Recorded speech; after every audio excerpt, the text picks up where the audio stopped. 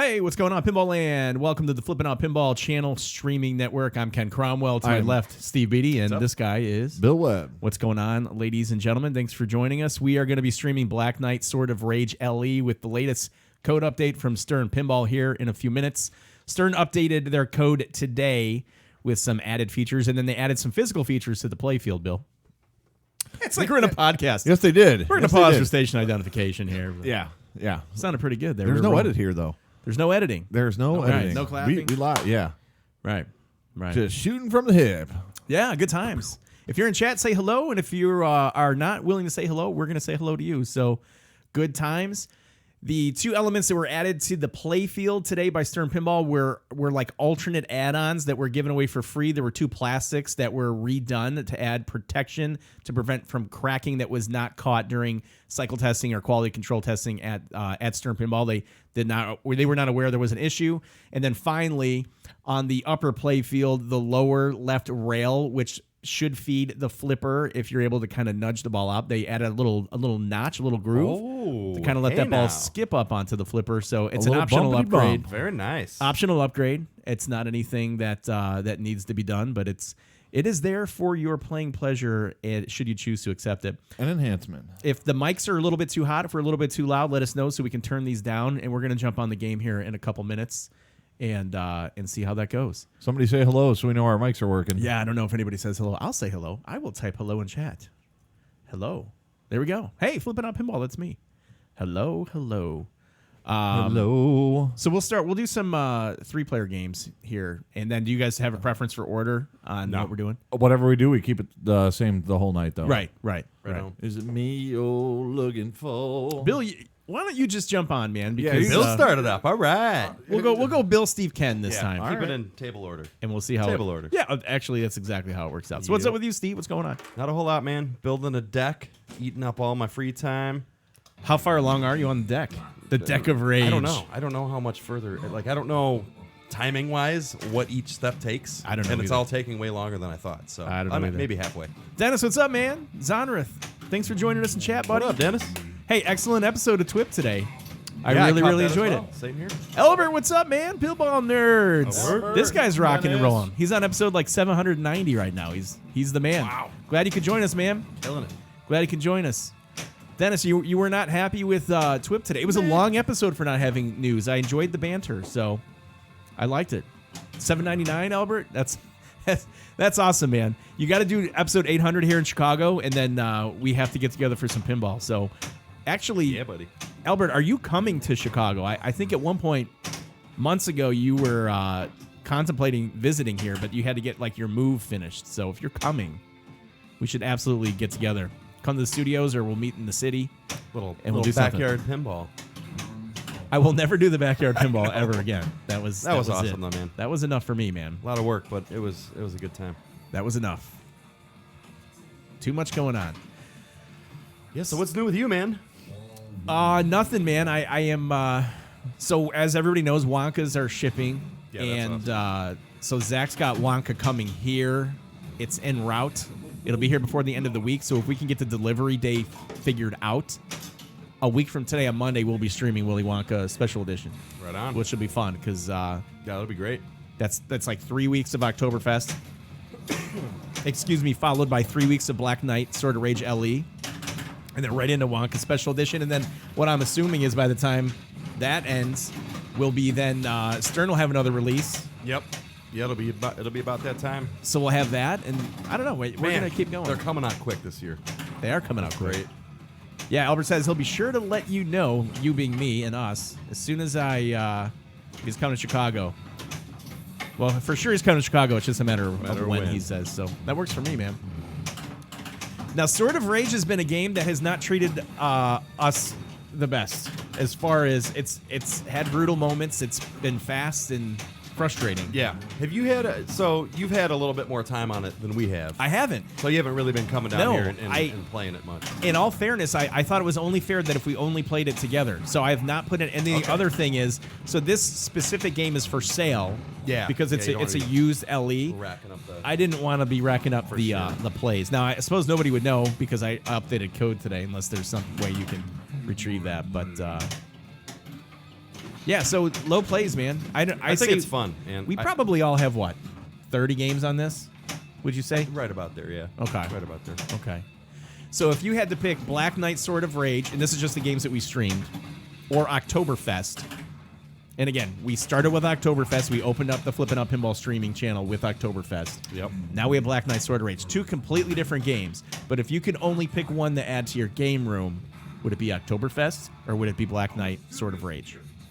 I'm going to go Oktoberfest right now. Okay. Why is that? Yeah, it's just more my style. I like the... Because there's alcohol in it. Exactly. I don't know, man. There's a alcohol lot thing. going on. We barely got to see the game, over the course of the 3 weeks. It went by fast. It did. It went by fast. So do you see yourself getting an Oktoberfest down the road at some point? I could totally see myself having an Oktoberfest. I could see you having an Yeah, Oktoberfest. it'd fit well in the collection, no doubt. Black Knight, I'm loving Black Knight. Yeah. But between the two, yeah. So I was just asking Steve Been with the ball a long time. when we It's a started long this ball. Flip N Out Pinball channel, and Zach sent the first game to us. It was Oktoberfest by American Pinball. So we played Oktoberfest for 3 weeks on the stream, and then this is our third week with Black Knight Sword of Rage. So for you, if you could pick one game for your game room that you would just keep indefinitely, and it was between Oktoberfest and Black Knight Sword of Rage, which one would it be? I'm having a good time playing Black Knight today. Yeah, so well, Same here, man. Just put 50 million up on your first ball, so that's not bad. no, you know what? I mean, right now, either one would be fine by me. In all honesty, if you would have asked me that last week, I would have said Oktoberfest. But right now, I'm having a good time playing Black Knight. So That's an interesting point because I think as you get That your is a good shots point. down on Black Knight, it becomes more fun. It's not as brutal if you're able to get your shots down in. yeah, and we're not playing this in the best of environments. What do you mean? It's the Special One Lit Pinball Podcast Studios. but it is literally the best environment you could be playing this game in. My best environment is Yeah, what well- I was probably better said. See, I Okay. like playing in my basement, lights down, no distractions. We got a lot going on playing here, so for me, it's harder to be able to sit here and. So it's the focus excuse. Correct. I got Correct. you. The Fuji I gotcha. excuse. Camera right. that just can't focus. Sometimes an added distraction is welcomed so that you're not focused as much on pinball, and then it just kind of flows. And I've been experimenting lately because I've got like these Bose wireless noise canceling Sonos? headphones, right? Oh, you got the headphone. So I threw them on, and I was playing with the headphones on, and it was a completely different playing experience. But I felt like I played better for some reason because I was concentrating on what was being said, and then the game just started kind of like flowing to me, where there wasn't the sense of urgency on the game because I was distracted. I don't even know if that makes any sense, but it was. No, it it's not completely what I makes sense. expected. I thought I was going to do horrible, but it actually seemed like I played better listening to something else in my ear. Is it because you just felt more immersed in the game? Well, yeah, I was not as immersed in the game, but I was just concentrating more on trajectory, like geometry of shots, and not so much on like what was going on in the game. I think I don't really know. All right, Sword of Rage. You know what, man? I could see myself owning a Black Knight Sword of Rage as well, though. So go put it next to my 2000. It is kind of, dude. It is definitely growing on me. I still Yeah. really like the 2000. I know, yeah, because I know at first you were a little like, yeah, this is a big time ass kicker. Yeah, We were having trouble. We were both having trouble. Oh with yeah, it. yeah. Beverages might have been part of the problem on Oh, that yeah. deal, but no, it's definitely a good time though. You know what? I could see probably getting 1-2 down the road. Wow, I just Sword of Rage to myself there. Well, I think Oktoberfest for me, guys. There you go. There you go. Oh, right. Now I'm gonna think it's my turn. Been player one for like 3 I had a good time with Oktoberfest. I think if you want an adrenaline rush, though, man, it's got to be Black Knight. But if you're looking, again, to sit down with your buddies, have some beers, and just chill out and have some fun, Oktoberfest is the Yep. way to go. I mean, two different games, completely different. but fun games. I think at this point, if I had to pick one of them, see, I think there's a lot more to do in Oktoberfest. But as far as like right now, as the games stand, like the overall playing experience, I find myself wanting to play Black Knight one more game more than I do Oktoberfest. If that makes any sense. Oh no, it's I completely kind of does. felt that with both of them though. Like, one more game for Oktoberfest? yeah, or like I can't wait to get the Kens to play more Oktoberfest or more Black Knight. Yeah. Yeah, they're both awesome games. Thank you, Scott, for the 100 bits. Hey, Scott's here. Thanks, man. Thanks for coming in. I appreciate it, buddy. How's everything going? These games are illuminated by Pin Stadium. The Black Knight Sword of Rage LE nice. has Pin Stadiums on it right now. Scott's provided LEs, or he's provided all of our pins with Pin Stadium kits for the streams. So Hey, check out Scott at Pin Stadium. hello from the south of France. Absolutely. Hello. How you doing there, the Game Online TV? Hey, good times. Hello from South. What time is it in South France right now? Jersey Jack Connery was in Paris, France, I think last week or the week before. Yep. Yeah. So that's good times. Thanks for stopping in and saying hello, and thanks for everybody that's joining us here. Absolutely. Always a good time. It is a good time. I'm looking more and more forward to Mondays because we do the podcast and then we stream the games for Flipping Out. It's just a fun. Like, I know from about 6 o'clock to about 10 o'clock, I've got 4 hours of pinball discussion and playing. So I'm absolutely digging it.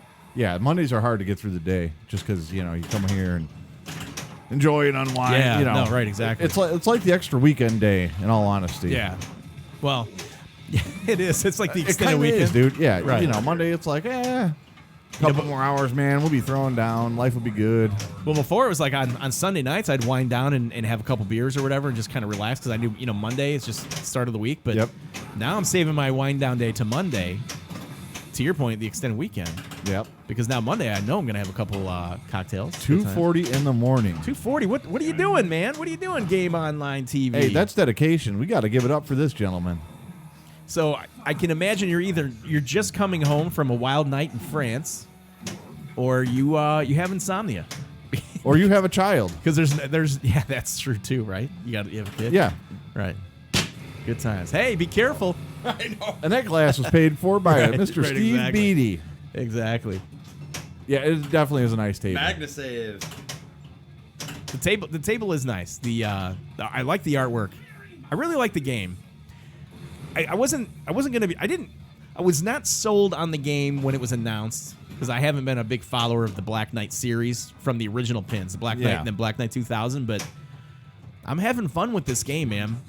And the music was my concern because I thought it was going to be redundant and it wasn't going to let up. But they've transitioned the music clips really, really well. And the animations, especially for Stern, have really come a long way. Yeah, and we have a better appreciation after having Chuck in last week. Yeah. For what goes into these and Deadpool and just amazing the stuff that goes into these pinball machines, especially the animations. So for those of you that are joining the channel right now, last week, if you weren't here with us, we streamed Black Knight Sword of Rage LE, but we had Chuck Ernst in from Stern Pinball. Now, Chuck is the computer animation graphics director over there at Stern. Yep.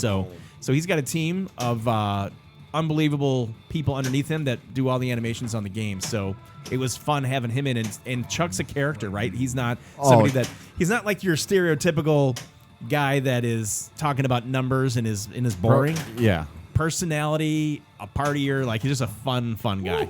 Dude, he'd come out of left field with some one-liners, man, just when you least expect it. I mean, he kept you on your toes, which was a good, He did. good times for us. You know what was nice? Like, I fed off of him because I could tell he was having a good time. And at that point, as hosts, we want to make sure that he's doing okay. Yeah. He made me have a good time, like in my own place Home. here. So, Yeah. it was pretty fun. Steve, you got a decent ball there, man. Yeah, these are cool animations, by the way.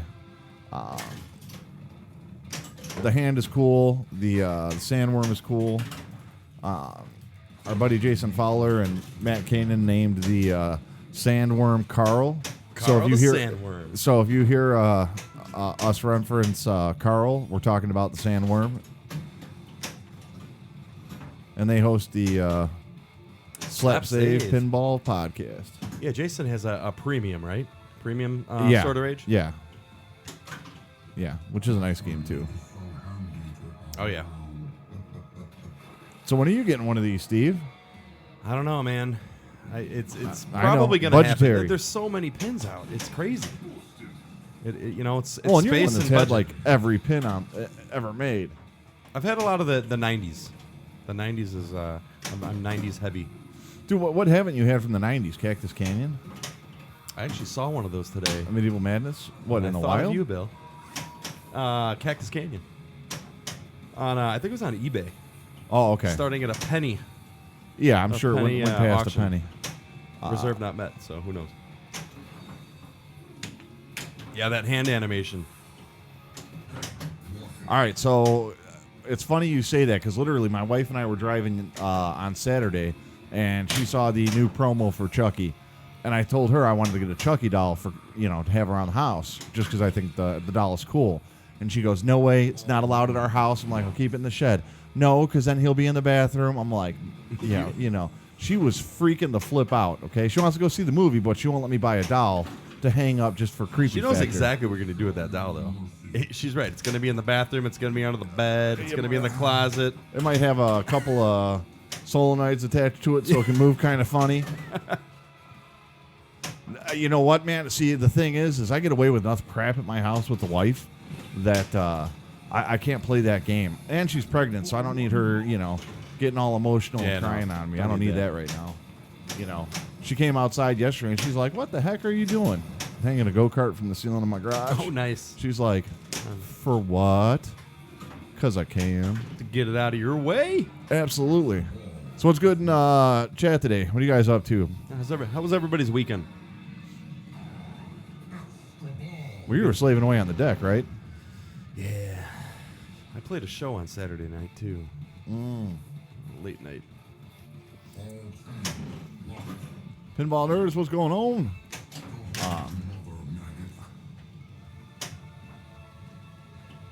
Just buy the doll. Team Low Prices says. He is good. Just to get it. By what? Buy the doll. Dude, I'd have to hide it, man. I ain't trying to get all crazy like that. I'm telling you, dude, she would flip if I had that in the house. Doesn't mean that I won't. Just she won't see it until after our son is born. What are you guys talking about? Oh, shoot again, You want me Ken. to take your extra ball? Extra ball. I'll take. Hey, now. Sorry, guys. Felt good stopping by. I'm not gonna go to work. Wow, look at that. Hey, Team We Low had- Prices. I might had some be close sending calls it, buying it and sending it to your house. Yeah, Ken was doing a damn good job on that. Carl. There's Carl. So what's up with the cart? Oh, it's getting hung from the ceiling in the garage. What's up with it besides that, though? That's it. Did you just recently buy that? Yeah, dude, that was the one that I had when I was a kid. Okay. That I found that was stolen, and I found it in Woodridge and bought it back. Wow. Yeah, so, dude, that cart's not going anywhere. That's I got awesome. 3/8 threaded rod hanging down through the ceiling, and, dude, it's literally getting hung up above the door. So is it currently working? I have not put gas in it because if I do, then I'll have to, treat it and all this and that because it's a brand new motor. You're going full whirlwind on It's it. a brand new motor. No, I'm not. Oh, wow, Not full- yet. Brand new motor? Oh, absolutely. No brand gas? motor. Come on, no. man. No. The other one I actually drove around the block the other day. That was pretty funny. Neighbors looked at me like I was on crack. Am I missing a lot of pinball talk? Absolutely. A lot of pinball. Absolutely. All right. For those of you that might have got confused, This is a pinball it's the channel. Flip N Out Pinball streaming network here. Not Karting Plus. Let's get caught up on chat here. Are we all caught up on chat here? I think so. Yeah. Team Low Prices, what's up? Albert's here. You know what? This game is puzzling to me because I have yet to figure out how to really capitalize on scoring. So a long ball for me doesn't really correlate into the big scores.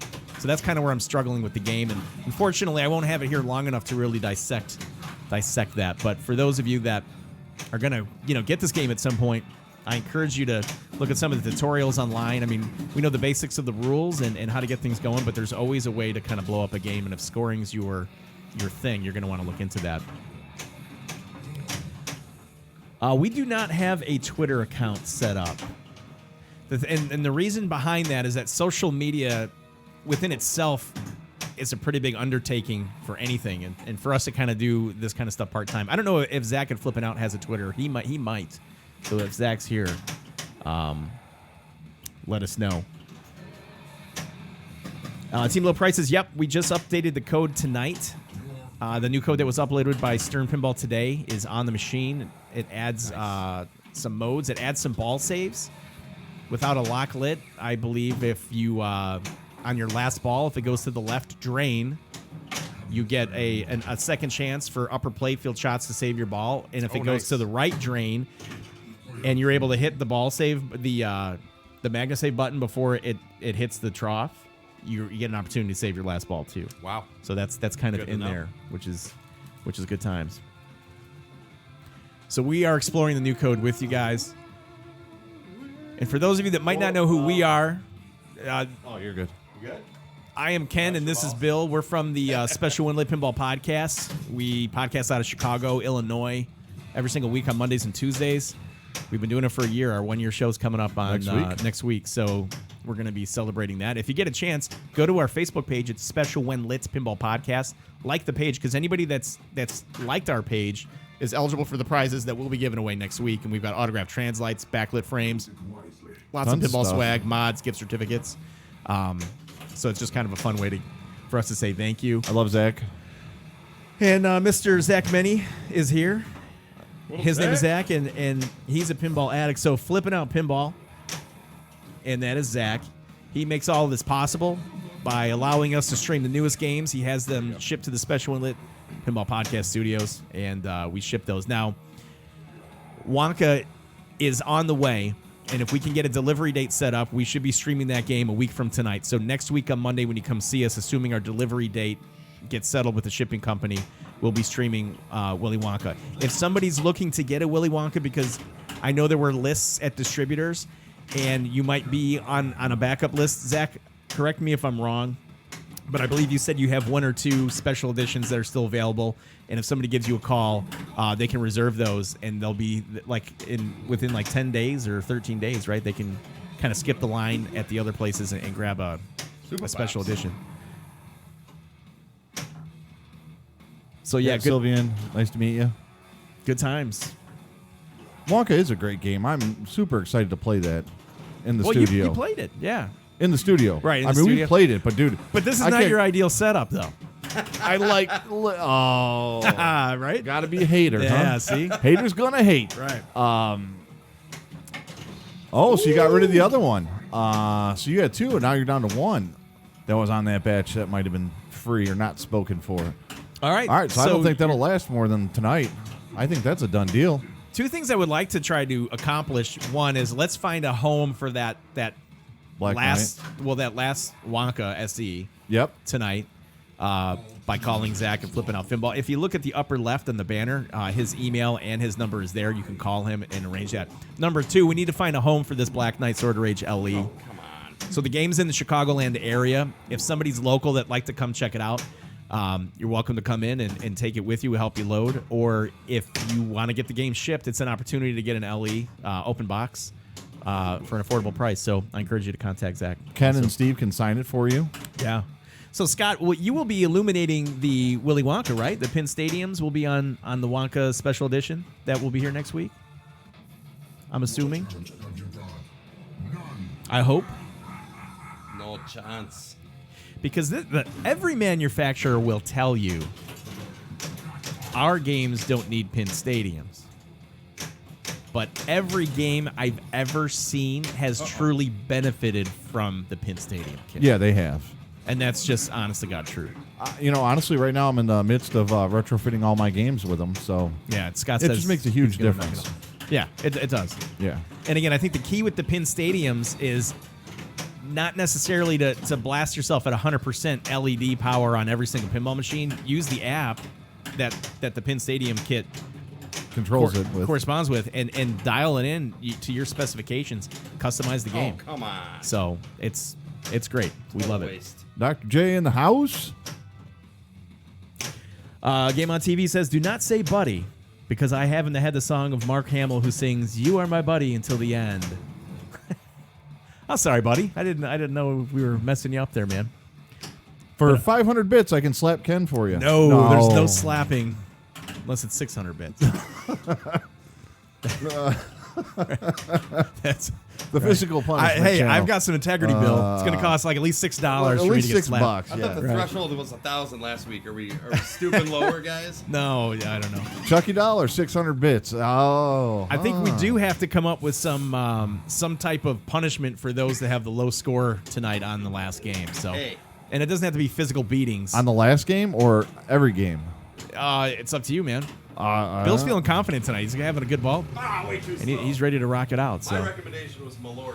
how much does 5 bits But I do? lost too many I don't know. I lost too many games. I don't know how much 5 bits does. In my head, I'm flicking Ken's ear. You know for what 5 bits does? Oh! 5 bits complicates tax situation Yes, there. it does. That's what 5 bits does. But you know what we appreciate? Wow, Is it me? Steve. Just barely creeping by Bill. Dude, you creep by me by Creeping on 170,000. my go-kart. Oh, okay. All right. I see how it's going to be. I got a lot of catching up to do.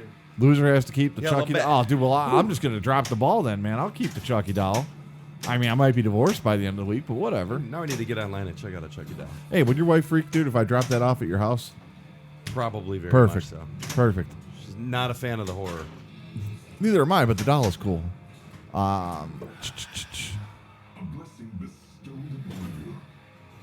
No, we don't have the physical enhancement on here yet.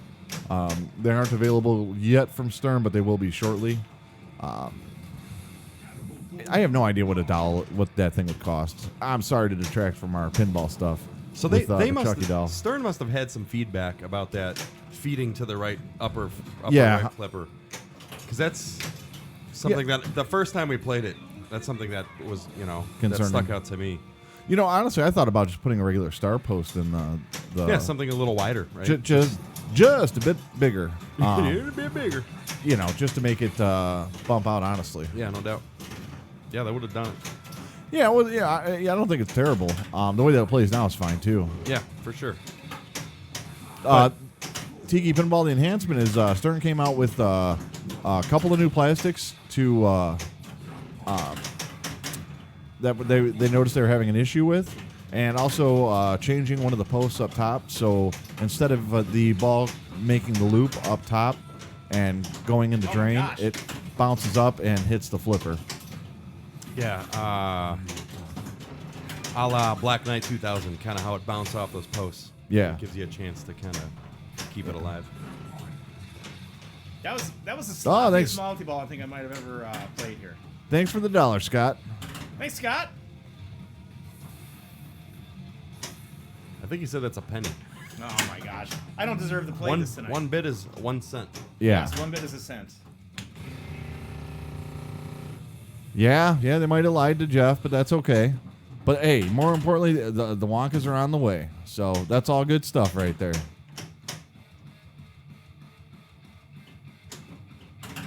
I'm not just sure- slightly Yeah, off I don't here know. tonight, guys. I'm not sure how that's going to work with the add-ons for or the enhancements for Black Knight Sword of Rage. I think you'd have to order it. I don't think they have everybody's address, so I think you'd have to say you have a specific serial number. They send it to you and Yeah. they cross it off the list.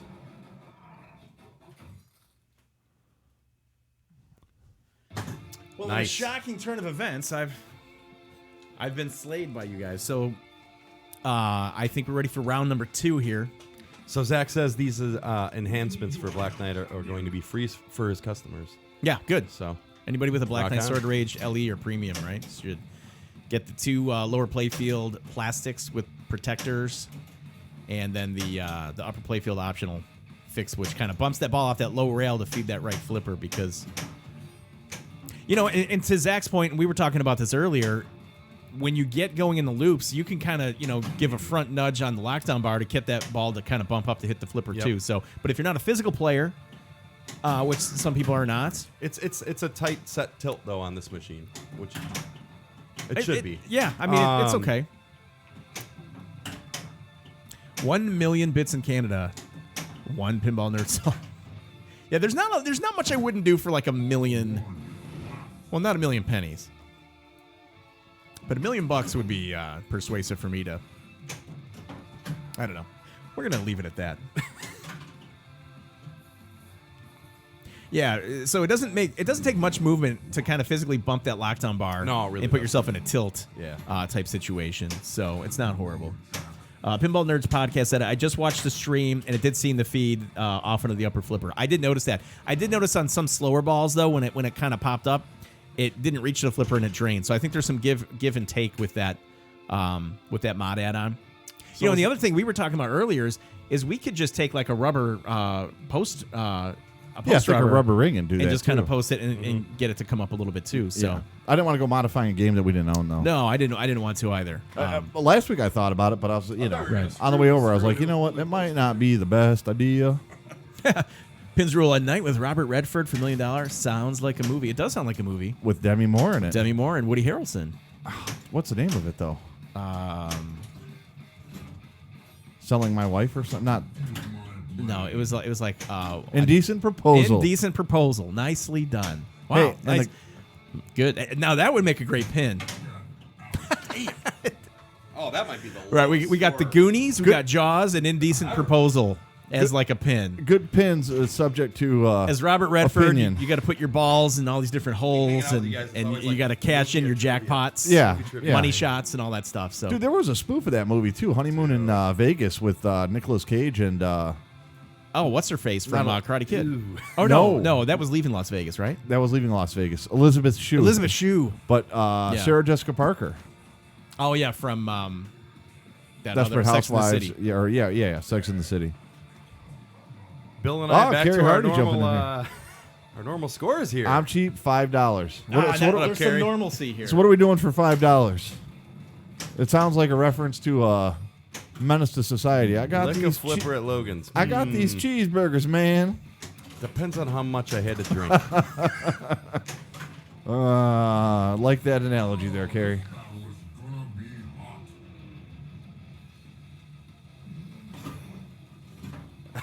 And a trending up Dennis shirt. I night was have young, a hard time with that, man. I would love that shirt, but I love Dennis, so I can't say that, unless, he was okay with it, I couldn't buy it. But if he was, man, I'm all in. Ooh. Ken with a quick ball, too. Warm hugs. Oh. Yep, buddy. All right. Sorry, just catching up, reading here. Yep. You know what I did Mod today Cup. that I think it's playing a little fast is I threw a little Carnauba wax on the playfield today. Ooh. Because we do like to maintain the Flip N Out Pinball games that are on loan. So, and we want to make sure we protect that, and it's playing a little bit quicker today, which I don't mind at all. Yes, the new code is on here. Yeah, so this is brand new code from Stern. It was uploaded a few hours ago, so we are playing that today. Scott from Penn Stadium says, I told Zach I thought maybe the new enhancement was going to be a toy with a switch to the right of the catapult shot to help make that shot enhanced. That was my guess before I knew. I think we discussed it here. We thought it was going to be something with feeding the right flipper coming off the bottom. I wasn't sure if it was going to be something that was going to like tie in with GI or lighting or something to kind of like truly enhance what was going on up there, but it is what it is. So yeah, we are on the we do not use Pam on the play field.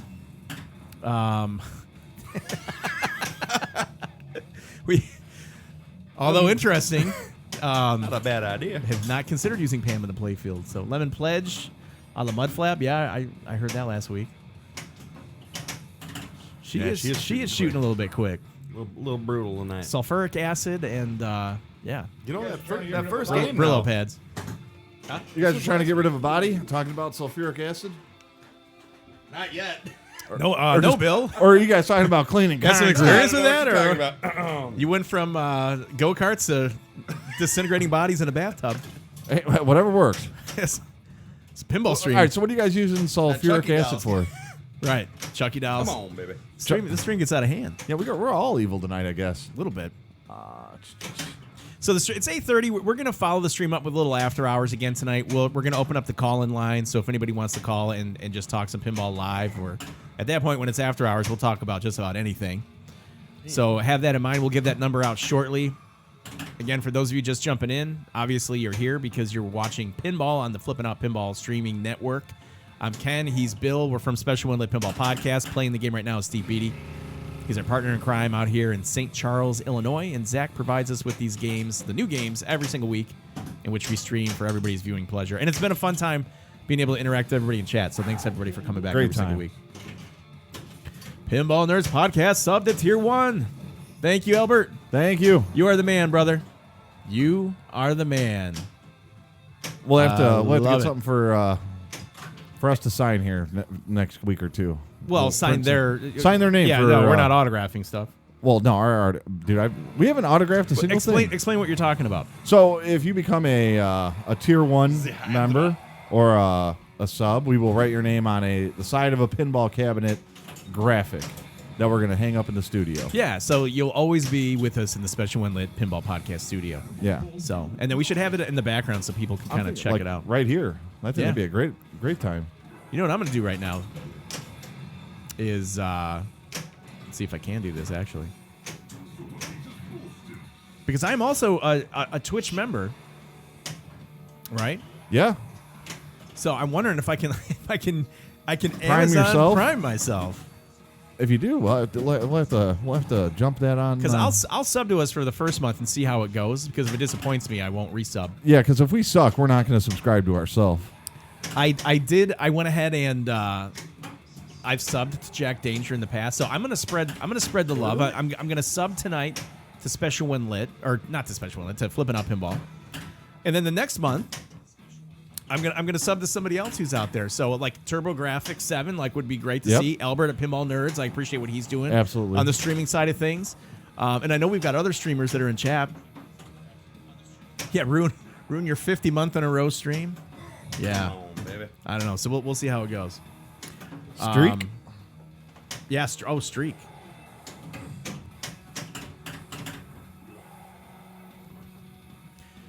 Sorry, I'm just catching up on reading here, guys, because I was playing and then Ken and I were talking. Yeah, dude, I know, Dennis, you're not a fan of that shirt. That's why I won't buy one until you give the sign of approval. Scott wants to know, will there ever be It's Not a Liver or a Kidney Special One Lit limited edition t-shirt? There should be. So that Bill says that quite frequently. In a situation that we all think is serious, he puts in perspective when it's pinball related, saying it's not a liver, it's not a kidney. No, and people it's only get pinball. butthurt on soup. There's bigger problems in the world. Zach, I think you might have a buyer at free 99. I think, What's that? The Dennis Kriesel market trending Market t-shirt. trends? Yeah, because I said I wouldn't buy one, and Zach's all about giving one to me. So, it's kind of a double-edged sword there, literally. Forcing it. Yeah. But you know what? That shirt wouldn't mean anything. We'd have to get it signed by Dennis, man, to make it legit.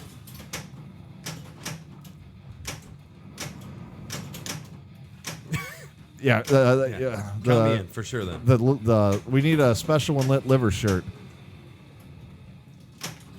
Hey, but you know what though? It's true. There's a lot of people in this world that have way more real problems in this world, and not just graphics on a pinball machine, or they don't like a theme that came out.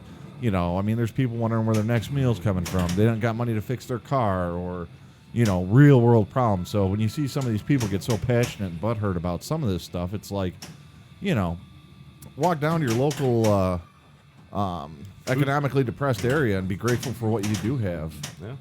So. Yeah, all right, I like that, Zach. A dedicated autograph area for Dennis. Now, Dennis would be charging for that, though, for that signature. That'd be classic.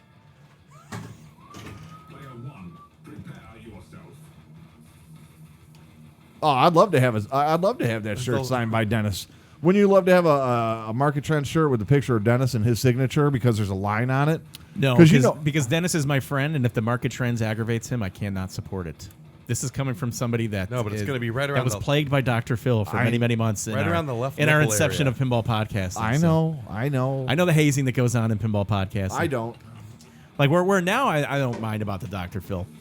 When I was getting up and running here, the screw you, Ken Cromwell, although fun and funny, was not how I wanted people to remember me as I got into pinball podcasting. So now I don't care, because legitimately, screw me. I've been around for a year. I'm old news now. You can. Right. And anything that I've done as far as making an impression on somebody has already been done. So like I'm not appealing to anybody new at this point. So no worries.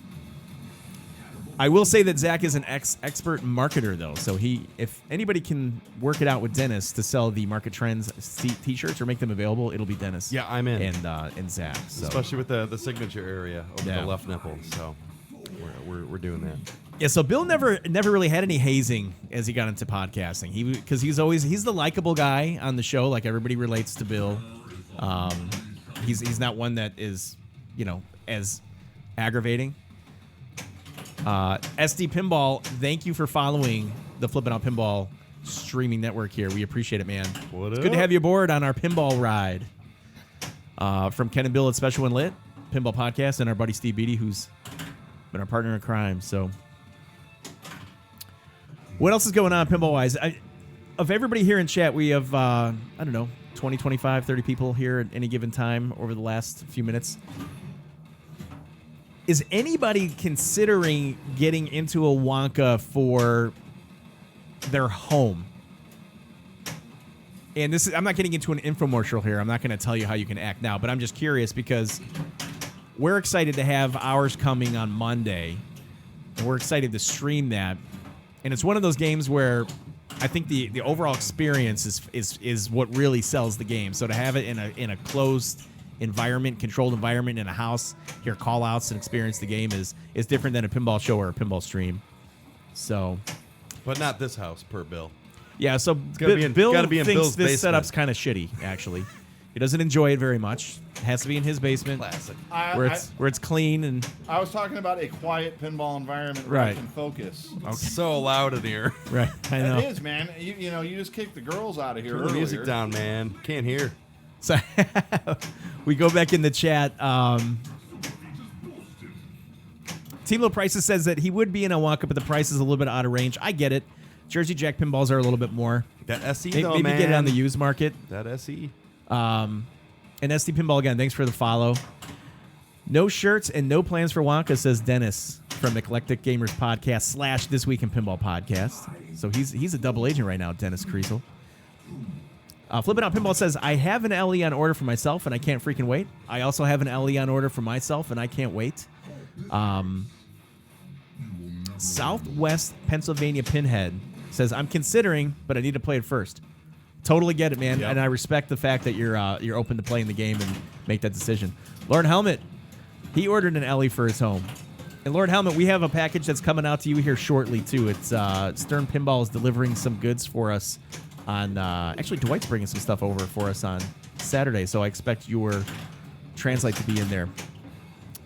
Jobber says, I'm getting one for the home, and to keep it real, I'm putting it in a room where no one can access, even me. There you go. Keep it in the vault. Southwest Pennsylvania Pinhead, I'd definitely get an LE if you got one. Yeah, LE's the way to go, I think, on this one. But not necessarily, you know what? I mean, if you don't care about that back mech, that physical ball lock, that doesn't come into play so often, that special edition is actually pretty solid choice, especially for the price. Prices are never going to go down in pinball. Sorry that ship has sailed. A little better there. A little better. I'd love to get a 2020 Toyota Camry for $10K like my folks did in '89, but that ship has sailed. Yeah, could be. Well, you can. It just might have slight hail and water damage. Well, in which case you would be all into it. 'Cause you like to restore water damaged Hey, a vehicles, little bit of and water. pinball machines, whatever it takes. Hey, a little bit of spackle, a little bit of paint. Make it what it ain't. Right. That's what I like about Bill. Like, if there's a cabinet with a nick in it, he won't go in there with the Bondo and resand. It's a complete new cabinet build. Hey, a proper shop job starts with a new cabinet. With cabinet. You know. Listen, crazy. you're laughing, but you know that's my plan on Getaway, dude. My Getaway is getting kind of old, man, and that's up for a new playfield and a new cabinet. Oh my gosh. I would never have any pin shopped if I had to start with a new cabinet. Every time, man. Dude, it's... Oh, shit. Honestly, we're going to get Jurassic Park going here in a minute, and then Oh, my. probably jump on the cabinet for Getaway if I can before the next child's born, because I got the playfield and the other harness, and that stuff's ready to go. Need More Pin says LE is the best. Jobber says, yep, prices never go down. And Zach from Flippin' Out says, If I could afford a CE, I'm such a huge Wonka theme fan that I'd do so without any reservations. That the collector's edition is the Cadillac, but you're paying for the Cadillac price. Yeah. You are paying for the Cadillac. You ain't getting the Escalade at Tahoe pricing. Who's in on Cosmic Carnival, Dennis wants to know. That's interesting. You know what? I really want to get time on it while it's got good code. We played it at TPF on just some beta code, and it was cool, but it didn't have The original design. Yeah, it didn't have, the animations weren't there. It's beautiful, though. Awesome looking game. Yeah. So I definitely think there could be something cool there. But before I say I'm in or out on one of those at some point. At least see some game, Yeah, some we definitely gameplay, got to see a some few. code. But yeah, it's a purdy machine. Purdy.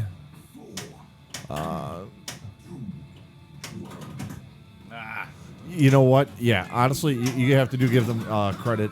Suncoast, they are coming out with it. They are making games. They are shipping them. As of right now, there's no rumors of them going under or anything crazy like Yeah, that. no, congrats to them, man. That's awesome. They did a great job with that. And for how many times has the hobby's been burned with companies that didn't produce or took money or just overall bad business plans, got to give it up to them. Yeah. Wow, I was the winner on that game, huh? Yeah, so I've been bringing up the rear the last couple of games. What I think needs to happen here is we need to go into sort of rage mode, Shot mode? and we got to blow up the game. So, All right. Shot mode, huh? ready to go? Let's do it. We're warmed up now. We got 2 games under our belts. I've been playing lefty, Do it. so now I'm going to go. I've been playing southpaw. Ready to go righty now. You got 3 in there? Got 3. All right. I just got to get my beverage on. Everybody in chat, guess how many carnivals sell in 1 year. So that would be the Cosmic Carnival production of this game. And I will also add, can they keep up with demand with their limited experience in pinball manufacturing? That's the other thing too, right? So Yeah. you Are get they hot, gonna- you get 500 or 600 orders of this thing. How long is it going to take Suncoast Pinball to get these Cosmic Carnivals out? That's a good point. So that would be, I guess, a good problem to have, but potentially a hindrance in your ability to move forward if you're handcuffed by your first release, Yeah, right. and Well, not that- have the manufacturing. I don't know enough about them, so it'll be interesting to see. Southwest Pennsylvania Pinhead says 41's the over-under on the Cosmic Carnival. And then Albert from Pinball Nerds Podcast says 88 in the first year. Respectable. I think at the price point, guys, as long as the game doesn't have any serious issues, I don't see why they don't sell 100 of these things. Yeah, I'd say 100. With the Dirty Donnie At art least. package and a game that flips with some animations and some modes, and it's not a service nightmare at $59.95. I could see them catching lightning in a bottle and selling 200, 300, 400 of these if they play decently. So, yeah, Lord Helmet's in the 350 range. I think that works too. Yeah. That sounds about right. I Check. mean, it's no Pinball Mafia game, but I think it'll hold its own. Yeah. Wah, wah, wah. Jabber says it all depends. I'll say at Flip N Out Pinball, really enjoyed the podcast today, going over Gary Stern's interview. If they order parts in the 50s like SP, then I'd Pinball. say Spooky Pinball. Yeah, then I'd say 50 to 100. I definitely see 50, but I could see at least 100 to So 200. I'm thinking at least 100. Yeah. But I mean, it depends on how many are they making? 10 or 20 to start off? How long did that take? I mean, what's their capacity? How many can they get out in a week? Can they get out 5 or 10 in a week? Because then at that point, it's going to take you a year to knock out 500 pins if you're working pretty diligently. Boogeyman, thanks for the 100 bits. Hey, Boogeyman! Thanks, man. I appreciate it. I will Cheers. drink to 100 bits. Cheers. I got a Fanta, but Fanta meets good. this. Good times. I could see one game a day. If you got a line of if you got a good line going, I could see 2 or 3 guys working on the play field, 2 or 3 on the cabinet, 2 or 3 on the electronics, and I bet you could do at least one a day then. Very serious question for you, though, and if this catches you off guard, I apologize because we're live. But, Okay. Team Low Prices wants to know when you do not have Fanta. And do you want to tell everybody what's really in the Fanta, or is that just... No, we're gonna keep that 50-50 secret alone. All right. But Yeah, they did say 10 a week on TWIP, right? So Tiki Pinball chimed in. What's up, Tiki? take a Was that your very serious question? Was how many Fanta? When am I without a Fanta? Yeah. Oh, okay. The question is when am I without Starbucks?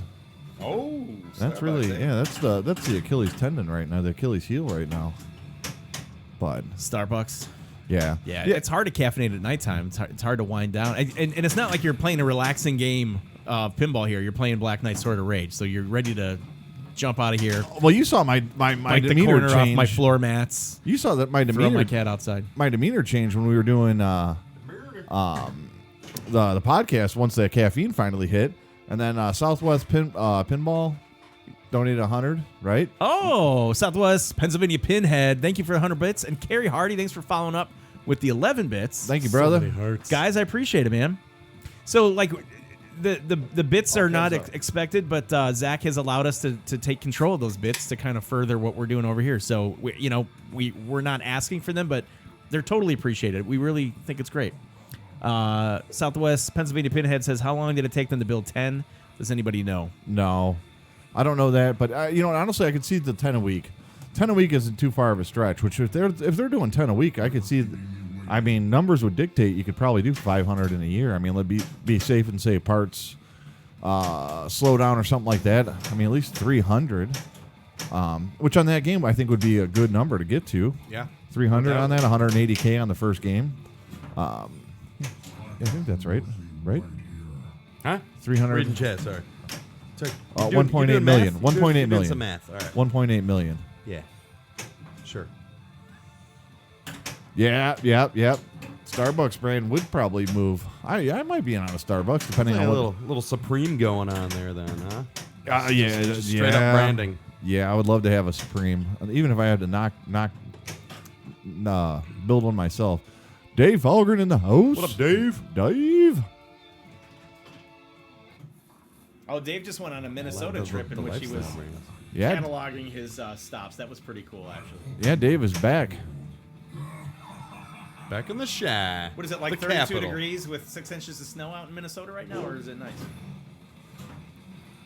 Portillo's pinball would be pretty rocking. And You know now I'm hungry. Yeah, dude, a good beef sandwich sounds good right now.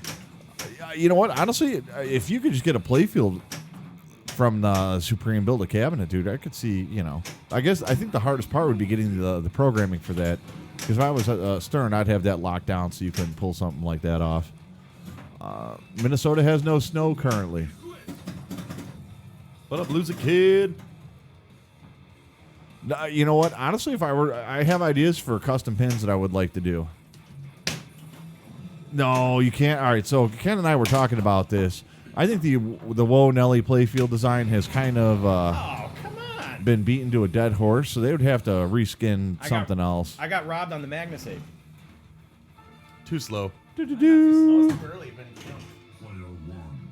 Yeah, I mean, how would you feel if they reused the Woe Nelly playfield on a In-N-Out Burger? another one. Custom retheme. Yeah. Yeah, no, that's gotta go. You know what? It depends. If it just went to In-N-Out Burgers and they just had them on location, yeah, so what? I mean, for advertising purposes, it makes perfect sense for Stern to punch those out for companies. I mean, I have no. If I'm gonna own one of those, whether it be Woe Nelly, Pabst Can Crusher, or Primus, right? Those are the three. Yeah. Am I missing another one? It would either be Woe Nelly or Pabst, probably. I'm a big Greg Ferris fan, and he's the one that illustrated. He did the artwork on Woe Nelly, and where some find it offensive, and I don't know that it's ideal for me to have in the basement with my kids and stuff, but I am not offended by it. Like I would probably go with the original, the Woe Nelly, which was a whiz-bang release by Dennis Nordman and Greg Ferris, who coincidentally also collaborated on the upcoming Stern release of Elvira 3, because they did Elvira and the Party Monsters, then they did Elvira Scared Stiff, and now you've got Elvira 3 coming out. So they're kind of a dynamic duo from the past, present, and now going into the future. So it's kind of cool. What's up, Josh? Loser Kid 3's here. It dropped 2 feet of snow over the weekend in Steamboat Springs, Colorado. Unreal. No, that's horrible. Wow. I don't even want to. I'd be depressed. Josh, sign off now, buddy. I don't want to hear anything about snow. That's horrible. We're in the We're in wrong tornado podcast season, to man. talk about snow. Jabber says he'd buy whatever's the cheapest. He assumed it's Woe Nelly. but change the code to Primus or Paps and maybe swap it around. You can absolutely do that. You can swap the code between those Wonelli games. They'll all play each other's code. It's the exact same board sets and layouts and everything. That's kind of the lure of owning one of those is you can jump in and throw a Primus into it and stuff like that. I would be down to owning one. And you know what? You could actually you could retheme it yourself because it's undergone so many different transitions and just throw different code in there anyways. I mean, you could retheme a Wonelli if you wanted to. You just need to find a waterlogged one and stand on the playfield and have some custom artwork done. Hey, this week in pinball, Jeff Patterson is here. What's up? We are honored now. What's going on, Jeff? Jeff's going on a little hiatus next week, but before he goes on vacation, he's checking in to see what's going on. Team Low Prices says, so Spider-Man Home Edition, reskin, or a Wonelli reskin? Ooh, that's a good question. Because Supreme was the Spider-Man reskin. Yeah. I don't know. That's a really good question, actually. We'll leave it up to chat to kind of discuss that. What does everybody think? Can you put longer flippers in a Wonelli? You could put longer flippers in anything, but I don't think it would. I don't think you'd ever drain if you had longer flippers in a Wonelli. Doesn't it have a center post too? Like I'm trying to remember. I don't remember. You got those little stubby ones. I have an idea though for a great Southwest Pennsylvania Pinhead. Thank you for the 100 bits. I sounded like Jack Danger right there. Up in here. Hey, what's going on tonight? Thank you so much for the 100 bits. Thank really you. Appreciate Thank it. you. Thank you very much. So all right. So one thing we're gonna jump around here on the pinball thing. Sorry, I just touched knees with Steve accidentally. So. Things are heating up in here. It's getting hot in here. No. I'm going upstairs if that's y'all playing. But Dave with 100 bits. Thank you, brother Dave. Thanks, Dave. Thanks for the 100 bits, buddy. So last night I was on Facebook and saw the Danger flipper the scene from The Dark Knight with the Joker where he walks in the room and he's like, I'm going to make this pencil disappear. Slams the guy's head down. Pencils. Oh, yeah. It's gone. So tell me how cool that would be to have like one of these amazing artists take a Black Knight and redo some wicked art on that. Yeah. That would be almost a dream theme then for me because the art on that game was not as great as what I would like. That was an early one. It left a little bit to be desired on that game. But I just thought, like a Zombie Yeti or a Chris Franchi doing something up on that game would be awesome. Big Jedi, what up? Yeah, the ban was only temporary. So, all right, sorry guys, just getting caught up. It was, honestly, you'd have to go back in there and add the original voices. I mean, it'd be a lot of work. You'd have to literally stay on a playfield, have all brand new custom art done for it and voices, and honestly, I'd probably change it around a little bit. But I think that would be, lend itself awesome to retheming that specific game with awesome artwork. That would be a good one. The No Batman, doubt. the Batman Dark Knight, not Back Knight. All right, let me jump on the game here. Ken, what do you think? You saw the Dark Knight with Batman, right? Yeah. What do you think about that game? Because that game kind of was... Wait, did I see what? Batman, the Dark Knight, the movie. pinball machine. I had one.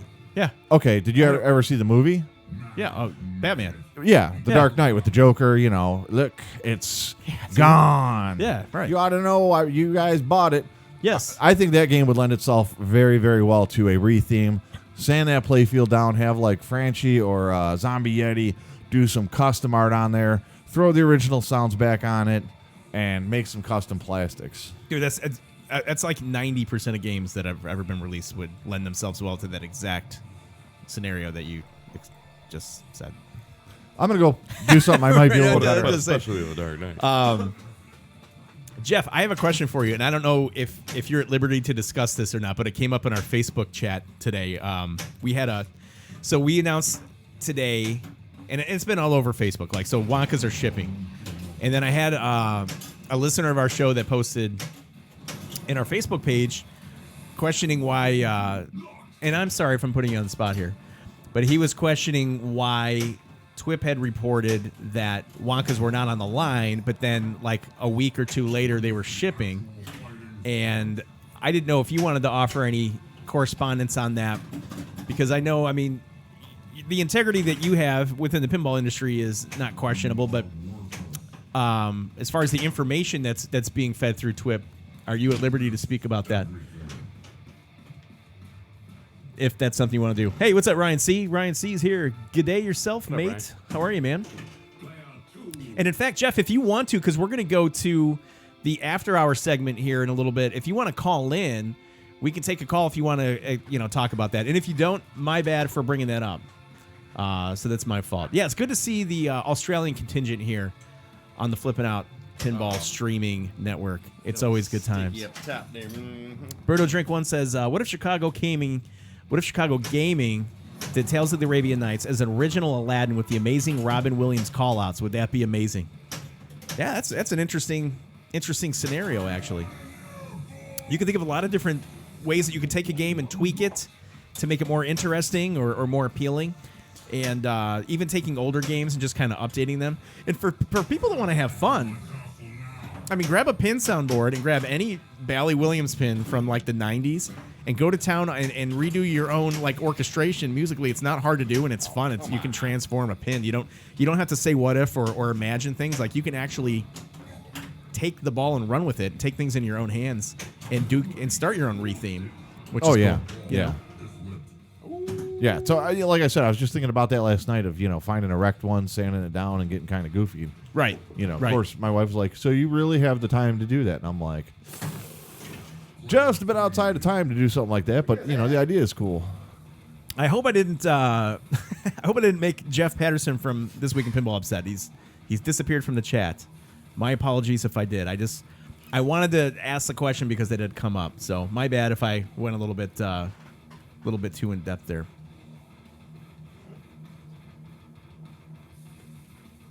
All right, I think it's a player 3. That's me.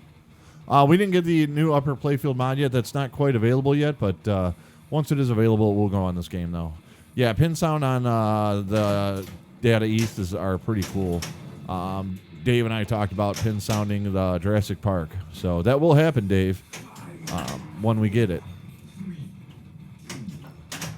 So Ken, I reported. I'm reading for Jeff here. Okay. I reported what Jack Canary told me.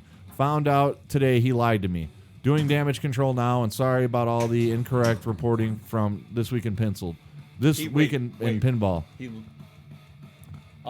Okay. Canceled my LE on Wonka today. Oh. Oh, are you serious? Wow, that's a bad deal there. Sorry, Jeff, man. Well, we got nothing but love for you, man. Here, brother. I think the only reason why I'm mad at you is because we haven't seen you in a while. But that's nothing but love right there. Yeah, Lethal Weapon 3 would be cool, Dave. Jeff says no problem. He's just never going to talk to you again. No, I'm kidding. I added that last part. So. I was like, oh my god. Yeah, don't get too hurt there. Oh wait, I got a last chance here. Oh. The new code just threw me off. Wow, look at that. I got to lock 3 balls here, right? Yeah. Now the lower Look at that playfield little- flippers are disabled here. So essentially, I have 23 seconds to lock 3 balls in that mech, Oh, that's fun. which I can't seem to hit at all today. How about 72 minutes to lock 1 ball up there? It's funny because before we started streaming, I threw one game down to kind of get my groove going, and I actually completed this mode. I couldn't do it now for $100, but Right? I actually did complete it. I locked all 3 balls and was able to save my game. That is cool, man. Or no, 2 balls. Sorry. Sorry. Let me catch up, guys. And that was literally offered to me because I had such a bad game that it was then offered for me to try to save some face on my last attempt on my last ball, and I couldn't even take advantage of that. All right. So Ken, are you in on a Pirates LE or a Wonka LE? If you had to pick one. Dun dun dun. Well, I'm already in on a Wonka LE, so Yes. No. But if you could pick another one. there are no Pirates LEs. Okay. Well, I'm just reading. But if you could pick one. Okay, so I have more time on Wonka, honestly, than I do Pirates. I would still go Wonka LE. That being said, Pirates surprises me. And it's not that I didn't underestimate it. I just haven't been exposed to it as much. So I was talking to Eric 2 days ago about getting some time on there. And we might have a situation where we can get some time on a Pirates LE for personal use. So we'll see. Right now, Man, it's exciting time to be in pinball because we've got all these things that are coming out. I mean, we're streaming this, and then in a next Monday we've got Wonka coming in, and then 4 weeks after that, you're going to have another release from Stern Pinball. You've got Chicago Gaming that still has the Monster Bash stuff that's coming out. You've got Cosmic Carnival that's now coming off the line into people's homes. You still have the wild card Deep Root down the road to see what they're going to do. So, I mean, as far as like pinball releases and trying to keep up, it's impossible. You got to get out to these pinball shows. Pintastic's coming up this weekend, so it's a good opportunity for people on the East Coast or traveling to try to get out and see some stuff. I imagine JJP will have a pretty big showing there. No doubt. As we get caught up into chat here. A little drama in chat there. Switching to AC. Jeff switching to Alice Cooper's Nightmare Castle. Wait. So bring me up to speed. So Jeff said he got bad information from Jack at Jersey Jack. I think we need to discuss this. I would rather call Jeff and find out exactly the story before talking about it air, just in case we get something wrong and it gets misrepresented. And then Jeff has to report on himself in 2 weeks about how something was wrong. And we don't want that. We're friends with Jeff. We got nothing but love for Jeff. So, no, ain't no sorries needed. Yeah, here, there is some strong takes going on in chat right now, interestingly enough. And Zach, with this being your streaming channel, I'm not sure what direction. This might be suited for After Hours, which will be coming up here shortly. The After Hours segment, we can talk about anything we want, and you can ask us anything. And we have a live call-in line, so you can actually call in, and you can talk, and you'll be on the air. Yep. And we'll discuss pinball or anything that makes everything tick. Jeff, don't apologize. I apologize for bringing it up, actually. Hey, Jeff, you know what, man? Honestly, everyone needs to be grateful for what you do for the pinball hobby and in the community. So nothing in life is perfect, and people get upset over it. You're doing your best. So Zach goes, Patterson's bringing some drama to chat, and I can't have media market trends. That's awesome. hey, we have love for everybody. Right. All right, we're going to jump on another game here. Yeah, let's go. One more game? What do we got? We can go a game or two. It's 8:37. They're quick games, right? Tonight they're quick games. A little quick tonight. Tonight they're quick games. What is trending right now, Zach? What's going on? I mean, we heard TWIP today. Any last minute trending? I would imagine Wonka's trending right now because they are shipping. Confirmation on the shipping. A couple new Wonka threads blowing up on Pinside. Pinsrule wants to know if the truck is real. Maybe they weren't on the line. Maybe those are empty boxes on the truck. Maybe they weren't on the line. Maybe they were just always in the truck. Maybe he didn't lie. A technicality. Yeah. Where he said, no, Wonka's not on the line because we already built the Wonkas that are shipping. Yeah, they're already... Oh, I see where he's going. I see where Steve's going right now. The truck was actually empty. What if like the box comes here Monday and we just open it and there's not a pin and they're like, oh, we forgot to put the pin in there. Our bad. There's some Wonka cylinder block in there. We did not adjust the upper play field. I think now we're just kind of giving a little front nudge on the lockdown bar to keep the ball in play a little bit. You know what? I got a couple of those. I'm noticing a little bit of a sticky upper right flipper. Are you noticing that? Where it's kind of a little bit, yeah. Right now. So it might be a little. It's the humidity's changing in Chicago. No, I think it's probably a spring underneath there, but no humidity. I'm not going to get under that upper play field right now. But we'll make sure that it's in tip-top shape for anybody that wants to take this Black Knight Sword of Rage LE out of the Special Inlet Pinball Podcast studios. Yeah, that's an easy fix. What else do we have? Albert says, Albert from Pinball Nerds Podcast says, I heard the poor man's Wonka roller coaster tycoon is trending up since Papa just streamed it. I don't know about that one. Maybe not. Have you ever had any time on a roller coaster tycoon? No, that's a Lawler game. Yeah, it is. But have you ever played one? A long time ago. I played one a couple years ago. I was not a crazy fan of it. Yeah, this is the thing with podcasting. It's been slow news week, so it's great that we're passionate. We can just keep talking about pinball. Josh from Loser Kid says he won't lie. He absolutely hated market trends, and he think it was a bad idea for the pinball hobby. I think he's talking about media market trends. Bill's After Hours Repair Corner. Yeah, we might see that. Media market trends, that is. He says he corrected himself. Otherwise, Jobber says it's going back in the yard to get rained on and collect mold. I like it.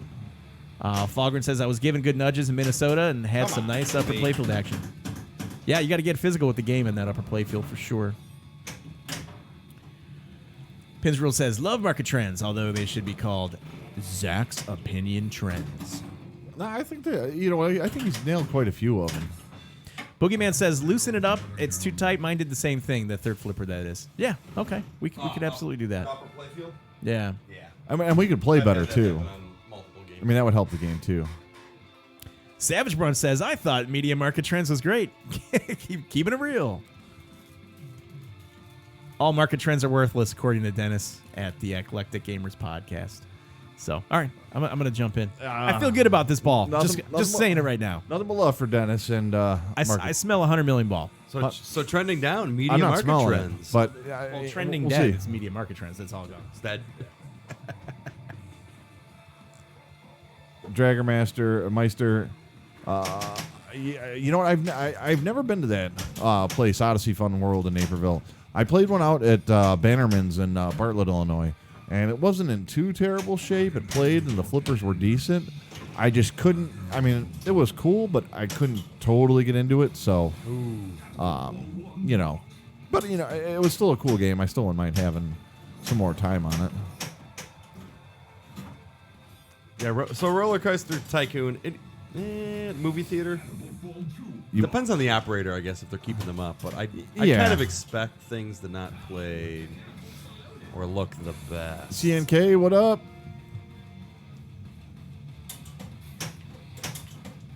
Yeah, you know what? Okay, so Jobbridge, honestly, so I seen a Metallica at our local movie theater that was in just absolutely dismal shape, worse than some of the stuff that I've brought back from the dead. Right? You know, and considering it, you know that can't be new any more. Metallica. I mean, they're not that old. No, I mean 7, 8 years old, but I mean they just did not do a single thing to that machine. Sorry guys, just trying to keep up with chat Catching here. up here. Drager in the house. All right, so which one is Drager? I think it's Drager. Okay, all right, I think Dragermeister. Drager's in the name there.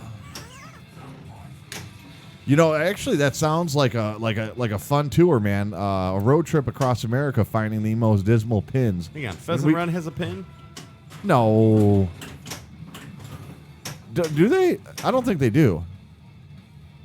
No, we didn't put Mylar on. Yeah. You know what? I've never actually got time on a Monopoly, but I think that'd be a cool road trip, man. You know, spend 2 weeks driving across the country, finding pins that are in just a dismal shape, and then come up with an award for absolutely worst routed machine of all time that still actually turns on. We had Not good. a really, really bad Adams at the St. Charles Bowl here. I don't know if you've seen that one. Adams was. It's gone. That was a Bill Webb special. Actually. Oh my That was gosh. pretty bad. Yeah, I guess they wouldn't sell that though. Nope, I tried. Ken tried.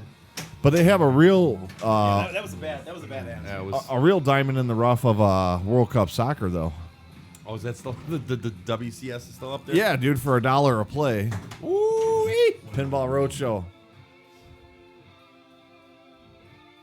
Oh, the glass. Yeah.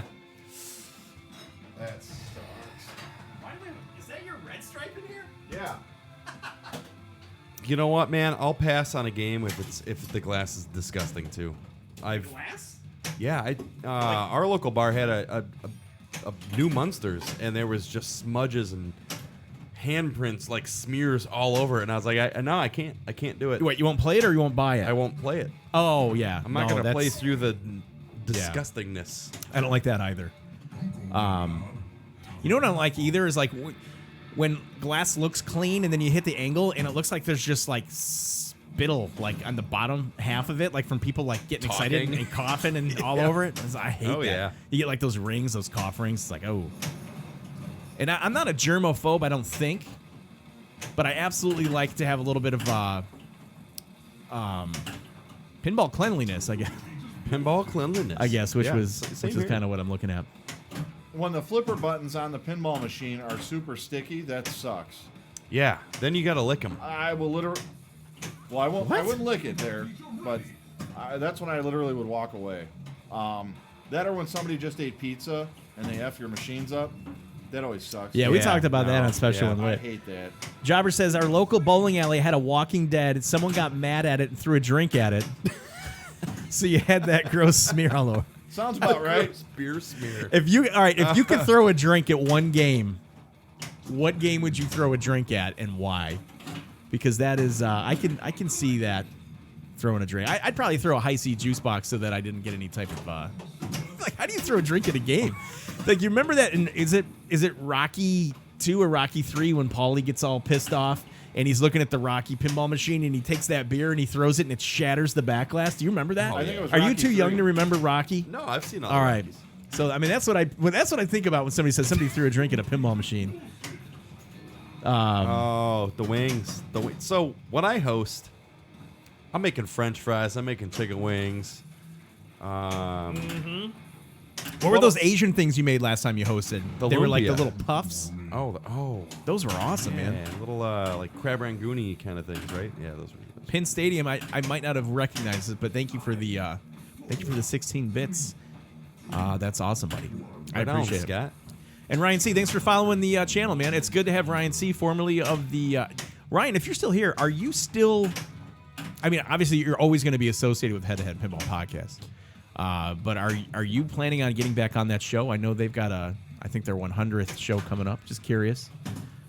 Always like to know what's going on with my fellow podcasters. Ryan's semi-retired. Does he come back? Yeah, Rocky 3. Yeah, there was the robot, and it was like, happy birthday, Paulie. And then she started talking all seductive, and Rocky's like, "Did you teach you to talk like that?" That's not a good Rocky. I think I could literally. Adrian. I think if I was in a movie theater and I saw this pin, I could literally whip a machine at it, walk away, and not even think about it. The hard body pinball machine. That's just such a You think about that a lot? turd. Oh, I I thought you said the machine I think about a lot. It's the hard body pinball That machine. back- No, That's what I the- meant, because you guys were talking about, if there was one machine, So you could whip a drink at a whip hard a body. drink You at throw a at drink at pin- hard body? Absolutely, or Bugs Bunny, that Bugs Bunny pinball. Never played that Bugs Bunny. Dude, you're not missing anything. In fact, you've gained time on your life because you haven't invested time into it. Yeah. Yeah, hard body. Carrie's like, hard body for the win. Thanks, Carrie. Scott, we were super cool before anybody came in here. Just a little FYI. Hard body's pretty good. Had a beautiful example. Really? All right, Dave. Okay, the one I played was not in great shape, but just the whole iconic 80s art and crap on that game, just I can't. Yeah. You All know. right, so hard body. I stare at the game and I think of that Olivia Newton-John song, let's get physical. So that whole 80s bull, yeah. this is mine. And it's not because I have a lot of time on it, but every single time I look at it, I hate it, and I would like to throw a drink at it, and that would be Raven. Yeah, that's another good one. That's a good one, I man. No, You that's like a good one to Raven? throw a drink No, at. I'm saying. Oh, it's like a no. drink jar. I need to I'm throw gonna a drink at go, Raven. I'm gonna go Millionaire. Oh, God. I see it It's too the worst often. System 11 ever. Yes, yeah. I owned a Millionaire. That's a great machine to take parts off of. That's what it's good for. That's a great machine. That's a great parts machine. That's a great machine to retheme to in a dumpster. it's just Retheme it into a right. dumpster. Retheme it into a garbage. All right, sorry. Waterworld. You know what, Drigger? I never got to play a Waterworld, and I've heard that Waterworld is like awesome. Yeah, I'm sure it was the cult following people that jumped on there and said that. Raven, I played it. I didn't think it was terrible, but I don't think it was great. I mean, most pinball machines, I would like to think can be fun in some way or some fashion. I mean, are you really gonna throw a drink at any pinball machine? No. In the end, No, when we you had- can part them out. Dude, we had a buddy with a. Thanks, Scott, for the 100 bits. Scott, thanks, man. Scotty in the house. Penn Stadium's doing good. Yeah, I'm not a big. He's the Rockefeller. He is. Throwing He is. bits all over the place. Thanks, man. I appreciate it. I don't care for Olivia songs either, but yeah, dude. Every time I see that, that song pops in my head, and I want to go find a bridge and jump off of it. Just terrible 80s. So I had a barbed wire for Yes, you did. as least amount of time as I could possibly have it for. Can we say thanks to Jeff at This Week in Pinball for subscribing to the channel? Jeff, thank you very much, brother. That mic's hot, dude. So you don't even have to be. There you go. I just want to make sure he heard me. No, we got you there. He heard. That one's a little hot because it's got a little Thanks, Jeff. distance on it. Dragermeister, thanks for following the channel, man. It's good. And I didn't mean to cut you off on your barbed wire. No. Because if it's one thing I want to continue conversation on, it's Pamela Anderson themed anything. Because I was a big Pamela Anderson fan. Pamela Anderson, and you know who else I really liked a lot? Maybe this is for after hours, is Carmen Electra back in the day. Carmen. Really liked. And then Jenny McCarthy was okay, and Jenny McCarthy ironically lives like 8 minutes from this house right now. If you were 13 Right. and Jenny McCarthy lived down the road from you, Yeah. would you be riding your bike by Maybe her we house, get Jenny McCarthy and her husband, Donnie Wahlberg, into here to stream some pinball. That'd be kind of cool. Hey, that would be We'll cool. work on that a little bit. Pam Anderson was Canadian, so basically we're best friends. That's true, Albert. She is Canadian. Pretty cool, eh? Flipping Out Pinball at Zonrith, who is Dennis Kriesel at Eclectic Gamers Podcast. If you quit, I'll do a daily market trend segment on your peephole cam every day. Loser Kid Josh says, haha, at Dennis, what blackmail, or not what blackmail, what blackmail does Zach have on you? Because there's not a blackmail on Zach. We're going to skip that. Amosis, if Jenny McCarthy had anything to do with it, no one would make it to 13 and a Vax joke. Hey-o! CNK, my first game on Black Knight the other day, I Magna saved 3 balls. I just wish the button was rounder. It really hurt my hand slapping it. Yeah, the Magna save is in a curious position, but it does work. Yeah, I kind of hit as the glass intended. on one of mine. Dave said he spent New Year's with Pam Anderson in Kid Rock's basement in 2002. Wow. All right, Dave. Party on. All right, so that's a story for After Hours. Dennis has no comment in regards to Pamela Anderson in Kid Rock's basement in 2002. And I think Cromwell is Cromwell writing could write a a book. Yeah, well, we'll see. I could write some memoirs. I will tell you that much. And so I am actively going to pursue Jenny McCarthy and Donnie Wahlberg to come stream pinball with us, and then try to get them to be pinball ambassadors, just like the Kardashians are. I mean, they're 8 minutes down the street. Wait, the Kardashians are So ambassadors? yes, they're ambassadors now. I mean, we're setting the bar high on that deal. Southwest Pennsylvania Pinhead says, hey, there's a brewery in Pittsburgh area with a barbed wire, a spring break, a Baywatch, a hard party, and a Stern Playboy. Okay, hang on. Oh, snap. That's like the most raunchy place ever. I'll take the Baywatch out of them all. Okay, yeah, Baywatch is good. But what's going on in that place? But that's what's going on in Pittsburgh? CNK says, Falgren, a brewery / you're my strip hero. club. And then Falgren says, never saw so much Coors Light in my life. Hey, the official drink of Kid Rock's basement. Coors. Hey, 36 packs at Costco now. Coors is like water, but with alcohol. Coors is like Dasani light. Dasani. The least good of Listen, the water. I have to drink Coors on these nights, and it's simply because we start at like 5:30 and we go to 10:30. It's 5 hours of pinball, and if I'm not drinking, I'm not gonna lie to you, it can become a little exhausting. Yeah, you'd be angry right now. So by fueling myself and forgetting everything that's happened over the last 20 minutes, not only am I repeating what's going on for those that are new into chat and keeping them updated, but I also feel like I am. Could fix it. I could get that. Oh, good job. That I'm also being entertaining for myself, my own purposes.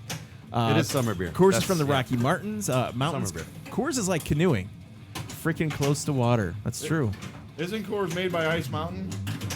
Jobber says he does not want to get Miller blitzed. I do not want to get blitzed. Timo Price says there's always Fanta to drink. Now the Fantas, nobody's really privy on what's in the Fantas, and I'm almost certain they're not stock. They've been modded for Bill's pinball nights, I believe. Zach is complimenting Bill on a save there. Love Coors Light. It's a summer beer. It is a summer beer, and it is summer. Actually, summer just officially started a day or two ago. So, Coors Lights and summer shandies. I love Coors Light. Coors Light on a nice summer day, mowing the lawn. Coors Light playing is a little pinball after. It's like refreshing. Like you can. It's not refreshing. It just has no taste. It's just.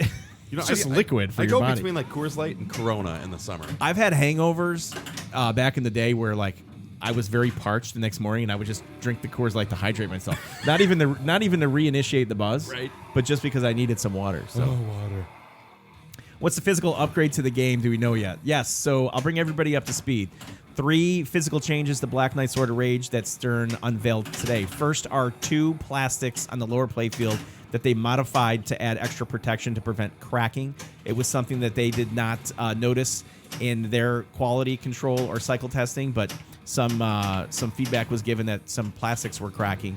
And then third was on the lower rail that feeds the right flipper on the upper playfield, they've added a little add-on that pops the ball up off of that rail so that it feeds the right flipper, upper right flipper, so that you can kind of stay up there a little bit longer. So there was nothing that was tied into GI or code or anything. They were physical enhancements, but not anything that really goes into code or changes gameplay too much. Loser Kid says he thought Sprite was always good to mix with orange Fanta. Okay. I was thinking vodka. I was just going to say, it's like rum or something. Yeah. Well, maybe a Sprite Fanta vodka mix would be good. Yeah, there you go. We get some haters of Surly. We get some lovers of Surly. Hydrate hype. Yep. We need a hydration pin. Absolutely. Yeah, so Pins rule, that top flipper, it's not that it's loose, it's just sticking a little bit. So somebody had recommended that it might be a little too tight. We have to go ahead and loosen that up. Or yeah, we need to. It's very sporadic, so I don't know that it's a spring. We will make sure that is tip-top shape for the person that is able to walk out of the studio with the Black Knight Sword of Rage LE. Because this is for sale. You can contact Zach at Flip N Out Pinball to buy this game, and then he's got one Wonka left special edition that you can have within the next 10 to 13 days. You can jump the list at other distributors and snag that pin. Contact him. Greg Bones' mom. Okay, sticky. Heyo. What kind of crap are you talking over there? I don't know. What is that? Inferno Squid says, I've heard Fanta and Coke is combined to make Mezzo Mix, which is used as a mixer in Germany. Interesting. Huh.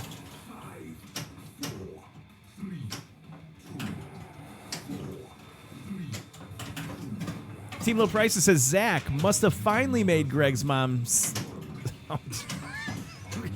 I'm reading these in real time. I have to preview.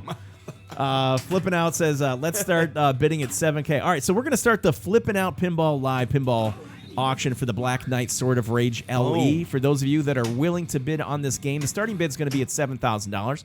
I need you to type BKSOR in chat, and you will be automatically entered into the auction. Now, the auction is brought to you by Special Inlet Pinball Podcast. More than just a pinball podcast out of Chicago.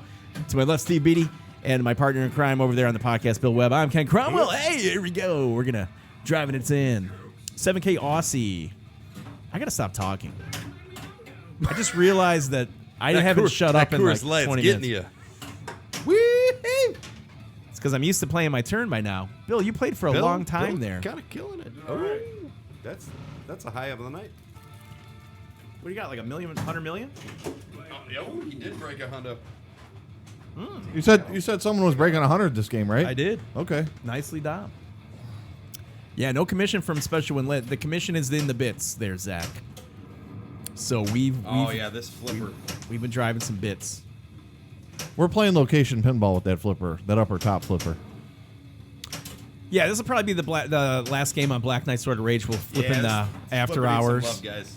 And then we'll take some live calls, and we'll see where the night takes us. So, and Jeff, if you're still in chat, Jeff Patterson from This Week in Pinball, if it's not imposing too much, I'd love to get you on the line and just talk a little bit. And if you're gone, that's fine.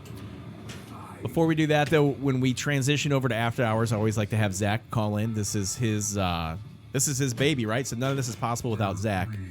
And then maybe Zach can talk a little pinball with us and let us know what's going on with availability of machines. All right, I'll be right back. I'm going to go play my game. All right. Yeah, after this, we'll do a quick bathroom break and live calls. Sammy Pinballs did not find us yet. Pins Rule, thank you very much for the 100 bits, man. Appreciate it. Hey, thank you. Thank you for the bits. Kibbles and bits.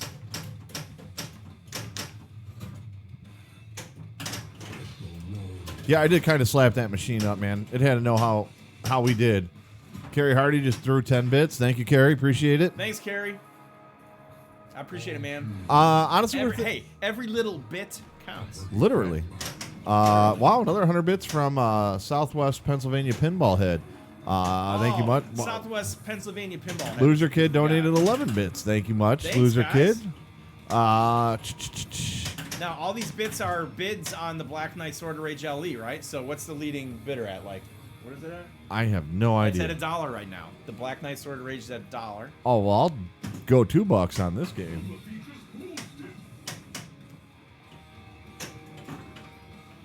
Yes, it does turn Ken on. Yes, it does.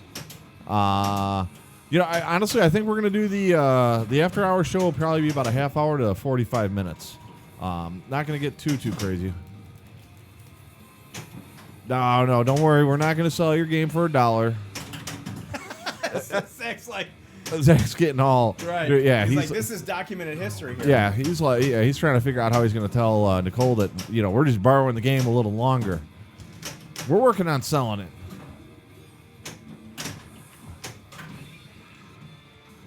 Yeah, no, it's just sticking a little, but no big deal.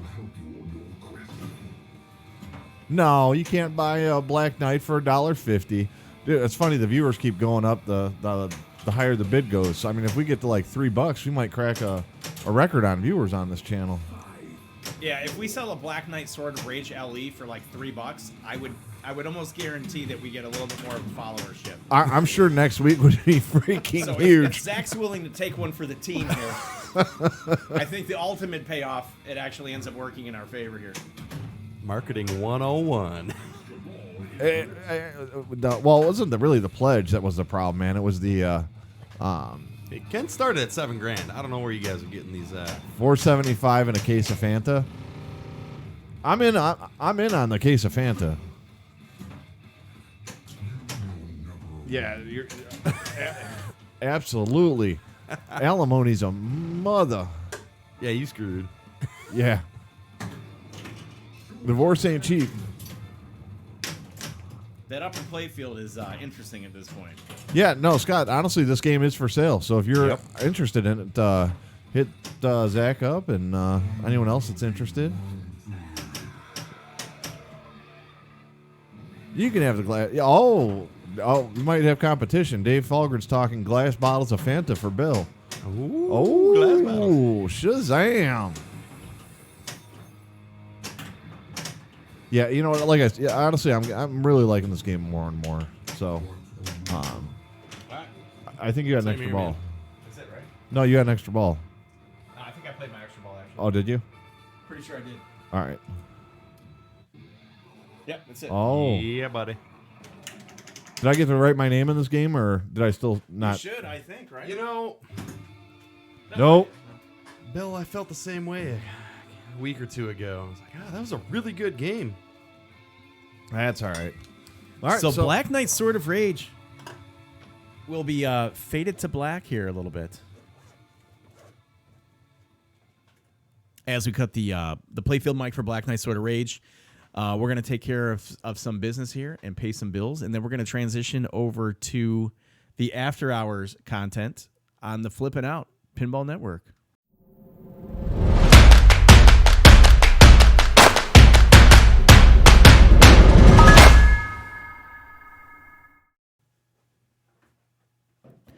Mics are still live. This is the segment where you get to call in. You get to talk to us about anything that you want to talk about. It can be pinball. It can be something personal. We ask that you be respectful to others and respectful to each other. And without further ado here, go ahead and get this going. So welcome to After Hours. The After Hours hotline number is area code 630-283-2888. I'm Ken. He's Steve. Bill went up to check the oil, so to speak. Check the oil. Yeah.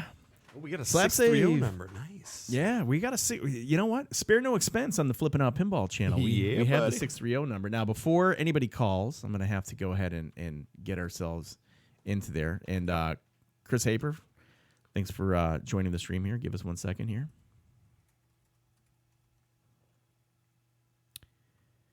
The live call-in line is something that's been experimental, so we're still working out the kinks, but as far as I know, we're good to go. Penn Stadium, just in time for after hours slap save. Now, slap_save_ is actually Chris Haper, And Chris also streams pinball on Twitch. So if you haven't followed him, I encourage you to do so. We've got a lot of pinball personalities in chat tonight. We've got a lot of podcasters in chat tonight. So for those that are coming in and saying hello, we appreciate it. And Moses says, but what if I hate myself? Is that respectful? Yeah, you can absolutely call and hate on yourself. It makes us feel a little better about ourselves. So that's actually not a big deal. CNK says, give us a brick shot call, Chris. You know it. Yeah, Chris, you want to call in for a brick shot? Before we do that, Zach, can you call into the your Flip N Out streaming channel that you've been so gracious to allow us to host here? Would that be okay? Pin Stadium, thank you for the 100 bits, buddy. You've been supporting us all night, and you are knocking it out of the park with illuminating these machines for us. So Yep. thank you very much. Looking good, Scott. It is looking good. Lots to talk about pinball-wise. We've got a call coming in from the 812 area code. Hey, thanks for calling the Flippin' Out Pinball Streaming Network. This is Ken. Can I help you? Hey, Ken, this is Zach. How are you? Hey, what's up, Zach? How are you, buddy? Thanks for calling in. What's happening? I'm doing very well. I love the people in the chat here. You check this out. We have let's see here, 30 some odd people. Yeah, chat's going real well, man. Cool. The station is rocking and rolling. We're doing okay. We're gonna see if we can turn your volume up. Can you keep talking? Hey, can you hear me loud and clear there, chat? Yeah, you're in, buddy. You're in. We had to turn you up. So, ladies and gentlemen, welcome Zach Meny to the show. Zach is the owner of Flippin' Out Pinball and the host of This Week in Pinball podcast. He also is the co-host. He's a co-host of This Week in Pinball podcast, the main host with Dennis Kriesel, who's in there I every got other week. demoted. Right. And then you can also catch him on Straight Down the Middle of Pinball channel and on YouTube with Greg Bone. So lots going on, Zach. What's happening with you? What's going on?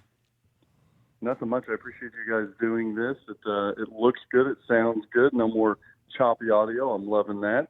I'm loving the chat. Everybody in the chat. Here's what I'm going to do, you guys.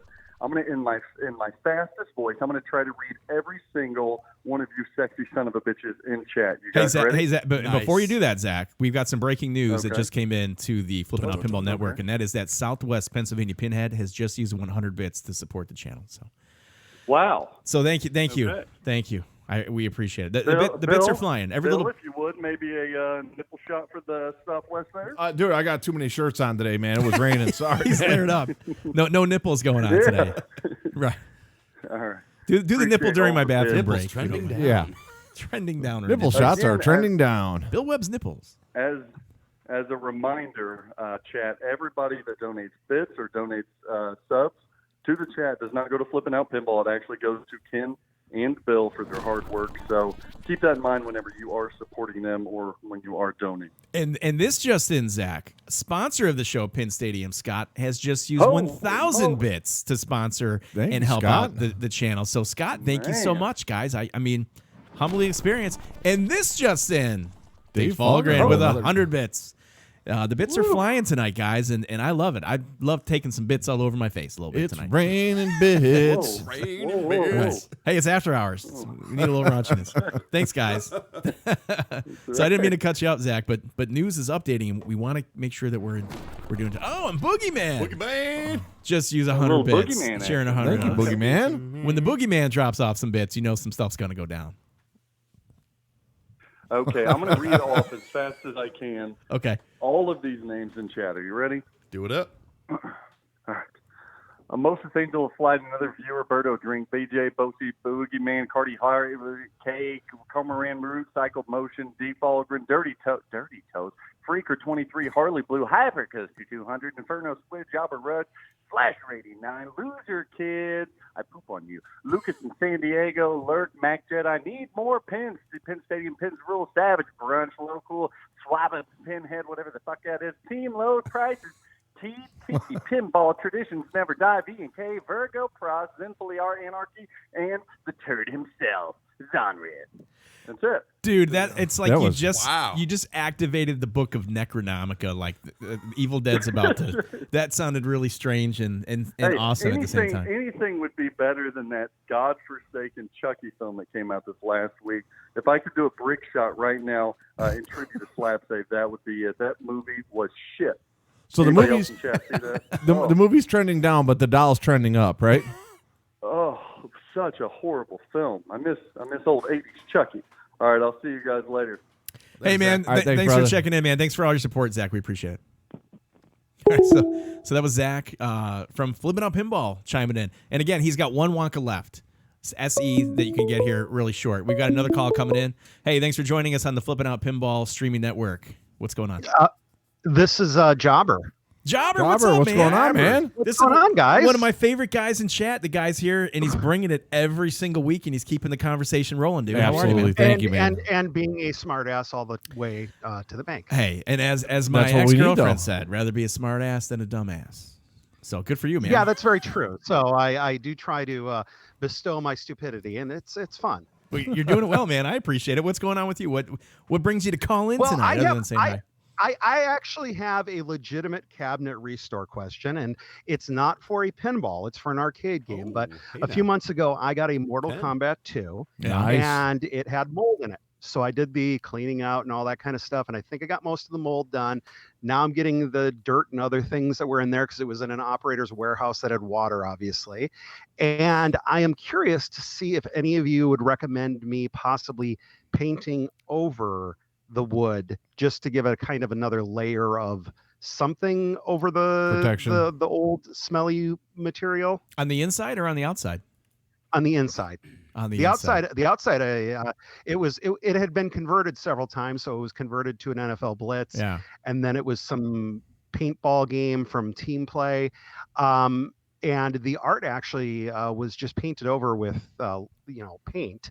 And I was able to get that off with isopropyl alcohol and a magic eraser. So it's looking pretty good. I think it depends on what you want to do with it. I mean, the collector that wants specific something original is not going to want to see paint inside that cabinet. If you're just looking to hide some mistakes and looking for something salvageable, I think it's okay to paint in there.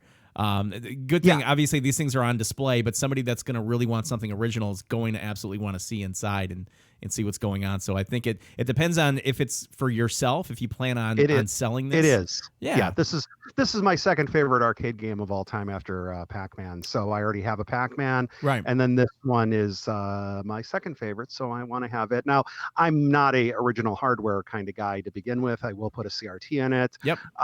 But I'm going to use computer hardware because I don't want to deal with 25-year-old computers. I don't blame you one bit. I mean, that's the great thing about having a personal collection, even like a pinball machine, right? I mean, if you have something at home, you can paint the inside to hide some mold or some mildew if you wanted to do that. You know, honestly, so I'm sitting here processing your question. I'm not ignoring it. Thinking about previous experiences that I've had. So a friend of ours had a high speed that was in a barn for quite so many years, and many animals favored living inside of it. And I took the MDF out of the bottom, cut a new sheet, put it in, and before that went in, dude, sanded it and sprayed it jet black. And honestly, the smell was fine then. It smelled like fresh paint. It didn't smell like a roached out high speed. And the outside of the cabinet was nice. As long as you're okay with it, I think as long as you do a couple of good coats, I think you'll be fine with it. Yeah, other thing, there's a couple areas where, like especially on the back of the cabinet where you put the door in, it's permanently stuck, like these little hinges there, and I've tried to get them loose, but they're not going to, and I don't want to go through the trouble of drilling the screws out and all that kind of stuff and then creating an even bigger problem. So that was where the original idea of painting those and then just putting the back door back on and all that kind of fun stuff. And the other thing that you can consider too, Jobber, real quick is, and we'll let you go after this unless you have something else, is if you take a little bit of gasoline and put it on the inside of the cabinet and then light a match. Okay. You just burn the cabinet down, and then and Bill Webb build you a brand new cabinet, and then it's like you start from scratch anyways. You're good to go. Hey, you know what? All right, so two things, and then we'll let you do your thing. But Kerry Hardy has a good suggestion: spraying it with some sanding sealer, keeping it with the original look on the inside, but seals it and won't make it easier to clean. So thank you, Kerry, for that. Okay. And honestly, if it's a game that you love, bust a table saw out, man. Spend some time and build some product, and man. I really could, but the whole thing is that unfortunately I could spend a lot of time and do like a very elaborate John's Arcade kind of 95-point inspection kind of restore. Yeah, hey guys, we're in the basement. No, I could do that, but the reality is this cabinet isn't worth doing that to. Like if it was a cherry example of a Mortal Kombat 2, but I mean, it didn't have the original control panel. Luckily, I had another Midway cabinet that I had made a fighter control panel for, so that worked out really well and all that kind of stuff. So yeah, it's not a cherry example of it, but it'll be a nice one for when I have people over. And the main thing is, if any of them complain, I always tell them, you remember how you came in. Which, by the way, that suggestion you had about the gasoline, is that what you're going to do with the Black Knight if we don't auction it off? The Black Knight, there's a couple options with it. Gasoline's not yet been discussed with the finality of Black Knight. No. I like it way too much for that. But Jobber, do us a favor, man. When you figure out what you're going to do, check back in, send us some pics or whatever, and let us know how it turned out.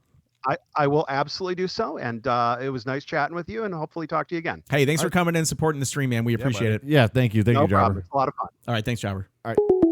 Yeah, good times. So Jobber is got a little arcade. Now, this goes into like restoration. Now, I know like when you see a restoration call come in, you're ready to rock and roll. Like you're ready to do this.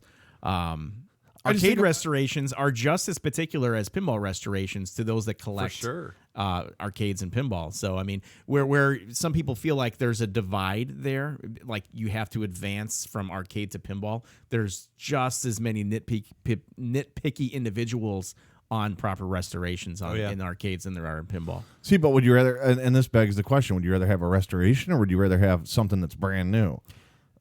Next 100 bits and BD chugs the rest of the Coors Light. Go ahead, but yeah.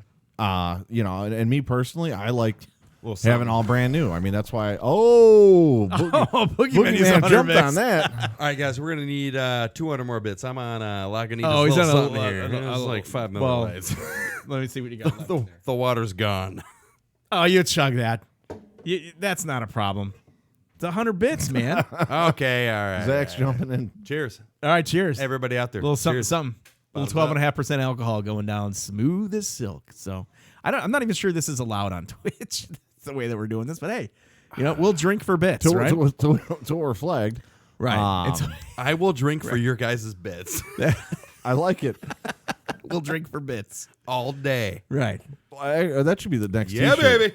Special or flipping out special one lit, drinking for bits. Yeah, all of my beers were refilled by myself. I like to refill my own beers. Well, actually, I have to get up and get my own beers. All right, just reach That's down right here. Are you all right there? Oh, all right. What do you have in the bag? I don't even know. Because I've hydrated all night. I'm ready to do something a little bit different here. Dennis, I like your coin phrase there, Steve Biddy. Steve Biddy. Steve Biddy. I like that. Oh, t-shirts. T-shirt time.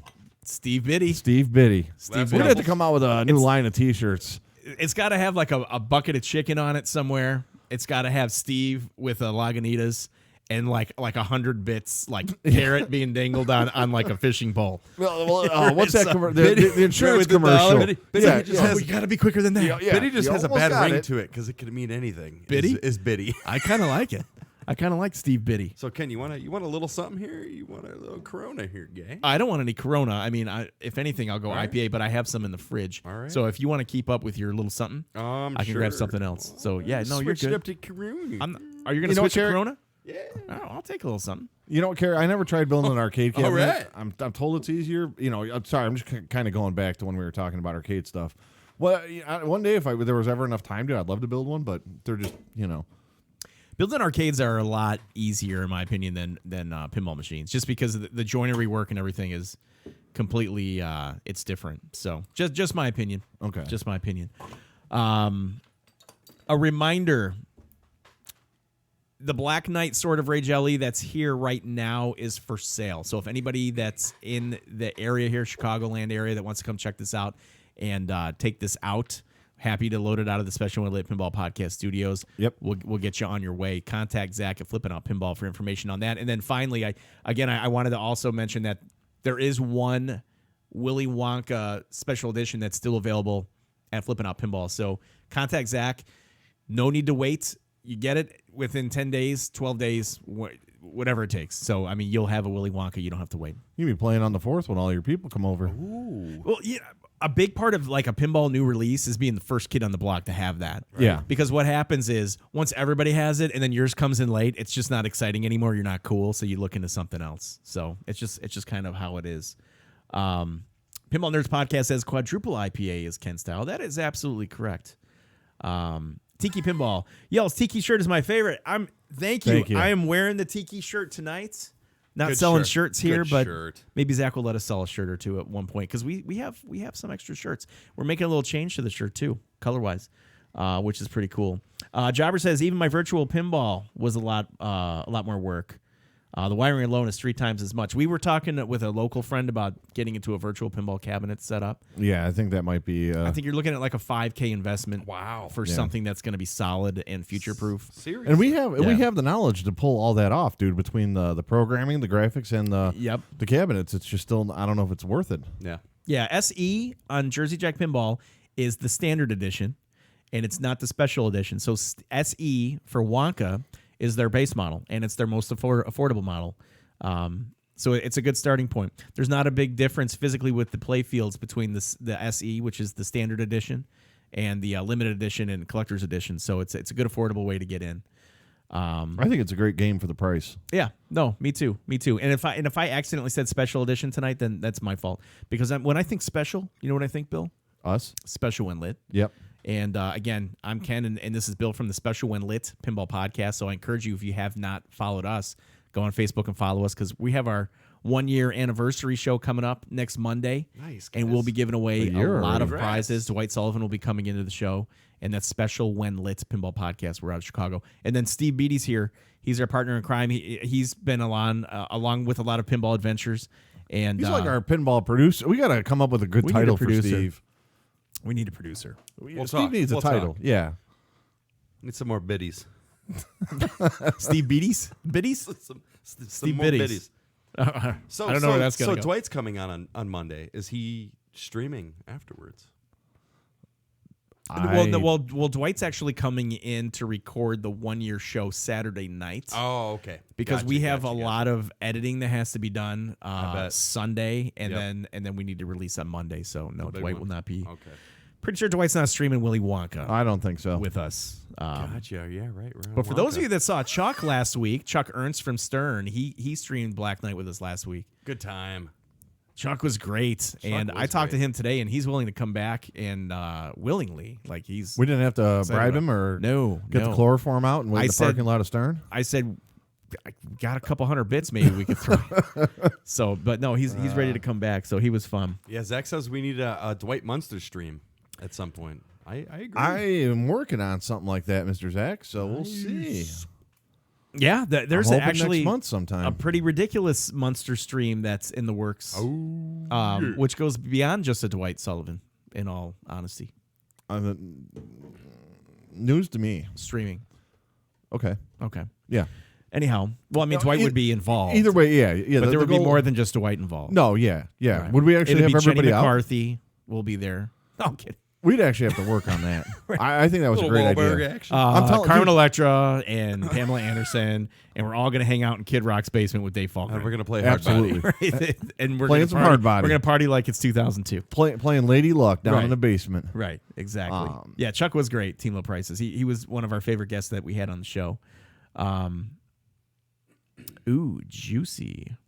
Yeah, a year literally did fly by. Year went by real fast. Yeah, so Seriously though. and that's not corny. I mean, we've got such great support from everybody. I mean, it's just been so nice. We've met a lot of cool people. We've interacted with a lot of great people. I talked today on a podcast about a guy that was willing to pull an 1812, a class of 1812 out of Detroit, load it in his car and drive it here because he just appreciated what we did as far as offering content for him on a weekly basis. We're going to go up. We're going to go into a local call here. Hey, thanks for calling the Flip N Out Pinball Streaming Network. What's going on? What's up, you maniac?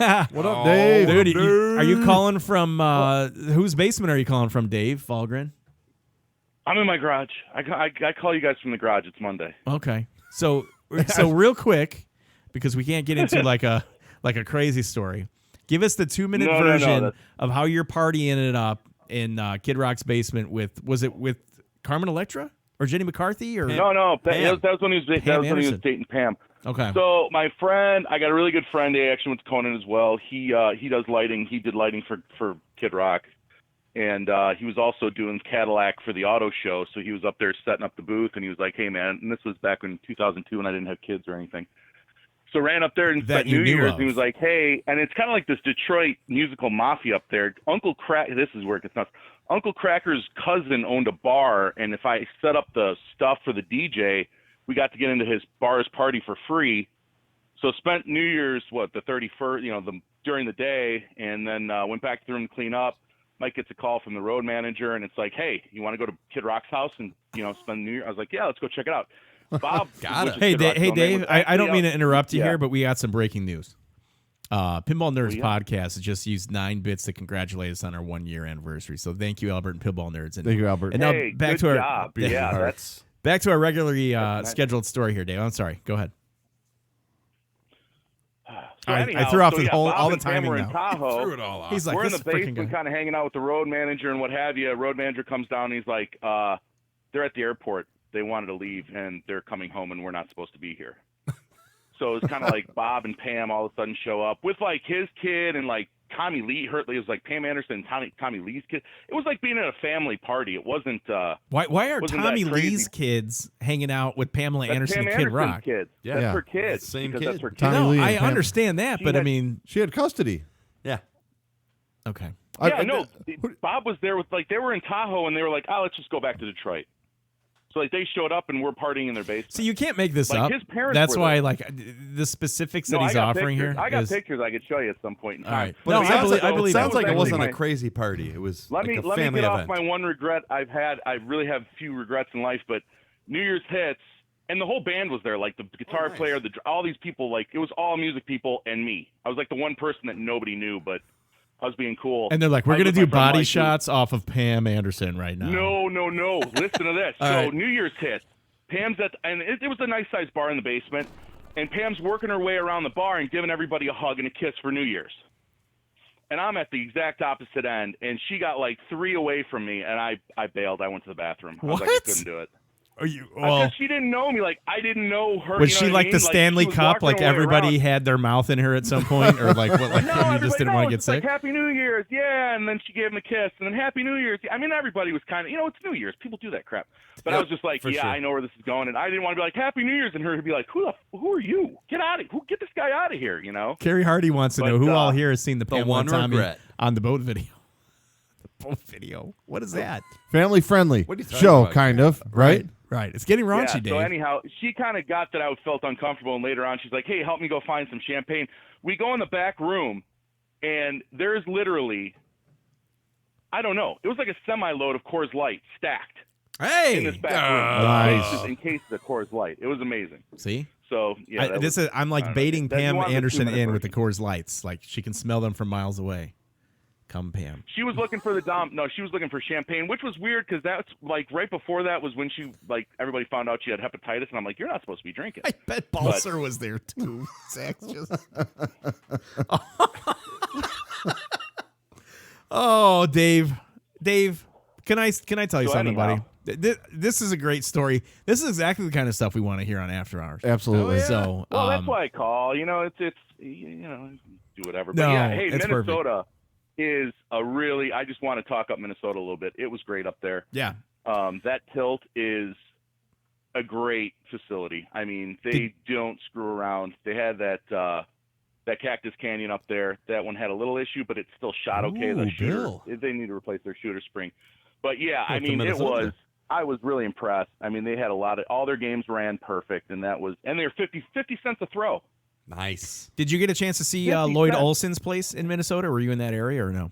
What's the name of it? What was his? What is it? Family Billiards or something, right? What is his place? SNS Billiards. SS Billiards, yeah.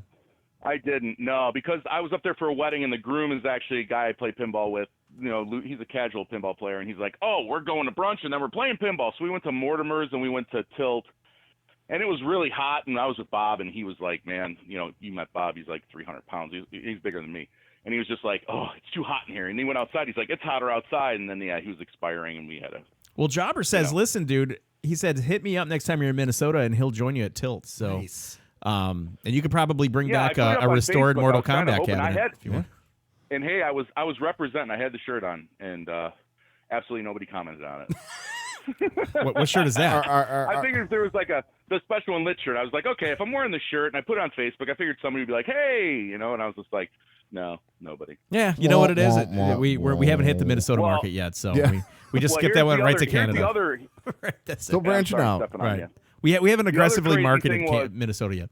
Yeah, go ahead, David. We're gonna let you go. What's up? It was Pride Day too yesterday, so it was like downtown was just packed. Oh, nice. With all sorts of people, so it was just like, whoa. So it was interesting looking out the window, and there's like people fully decked out in like latex. Different dynamic going on at that point, huh? Well, I was waiting to get on Circus Voltaire. Well, they're all outside, but yeah, it was busy. It was a circus outside too. So, yeah, it was very interesting. It was a very interesting day. Nice.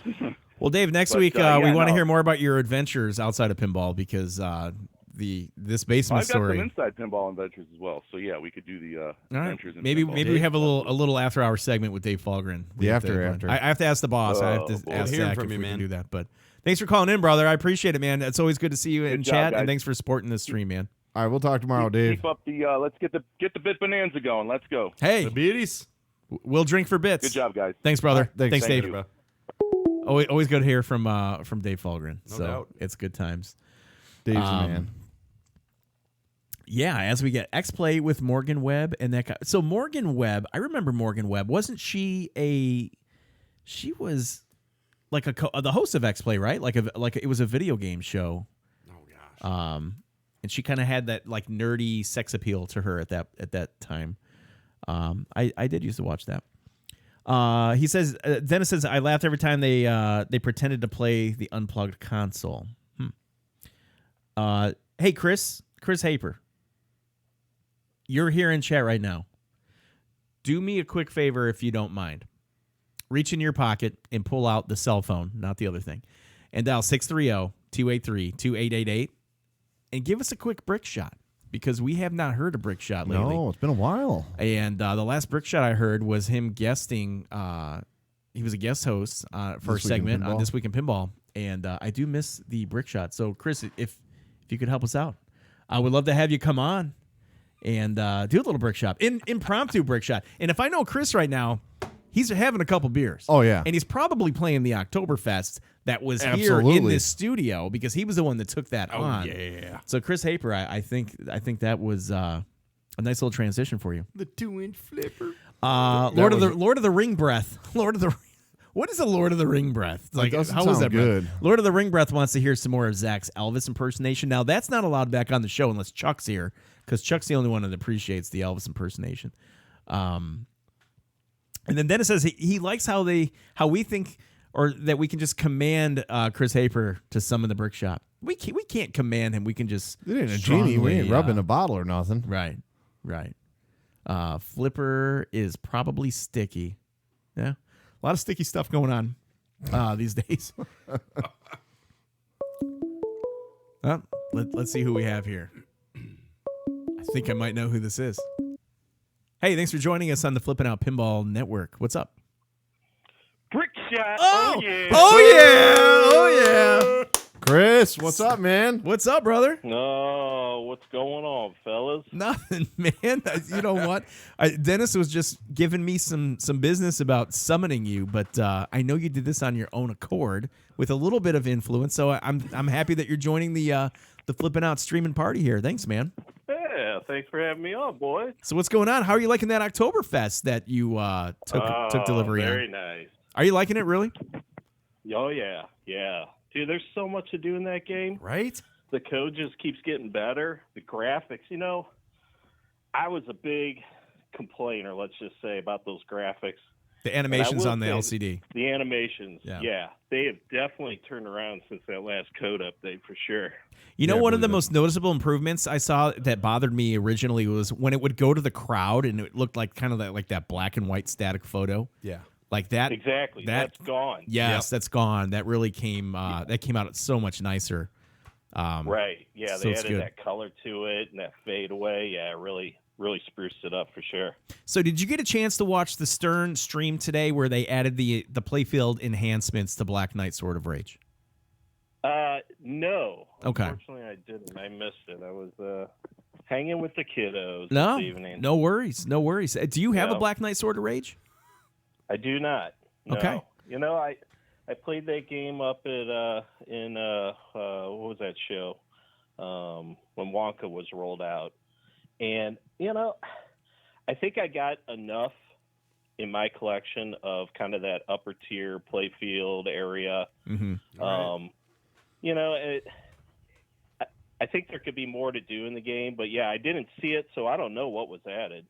Clue me in a little bit. No, I mean, and we'll jump past this real quick, but they had improved 2 plastics on the bottom of the playfield, and then in the upper playfield where you try to complete the loop with the upper right flipper and it comes around on the lower left rail, they added a little bump where it kind of pops the ball up to feed the right flipper instead of it going straight down the drain. and feeding the lower playfield. Yeah. So it wasn't anything major, and it's an optional upgrade, but it was something that Stern offered based on feedback, and it's free, so that's kind of cool. I like that. What's up with you and Wonka? Now, do you have time on Wonka? Have you played it? Is it a game that you could see in your game room? Oh, yeah, I have played it. That was part of going up to Wisconsin there for the rollout, was to definitely get some time on it. I mean, shoot, I probably put 30, 40 games on over the weekend on it, and I'm happy where it sits. Now granted, I have a larger collection, so I can kind of play a few more games into my collection where I kind of see fit, and I could see that one fitting in pretty nice. It offers a very fun, unique pinball experience.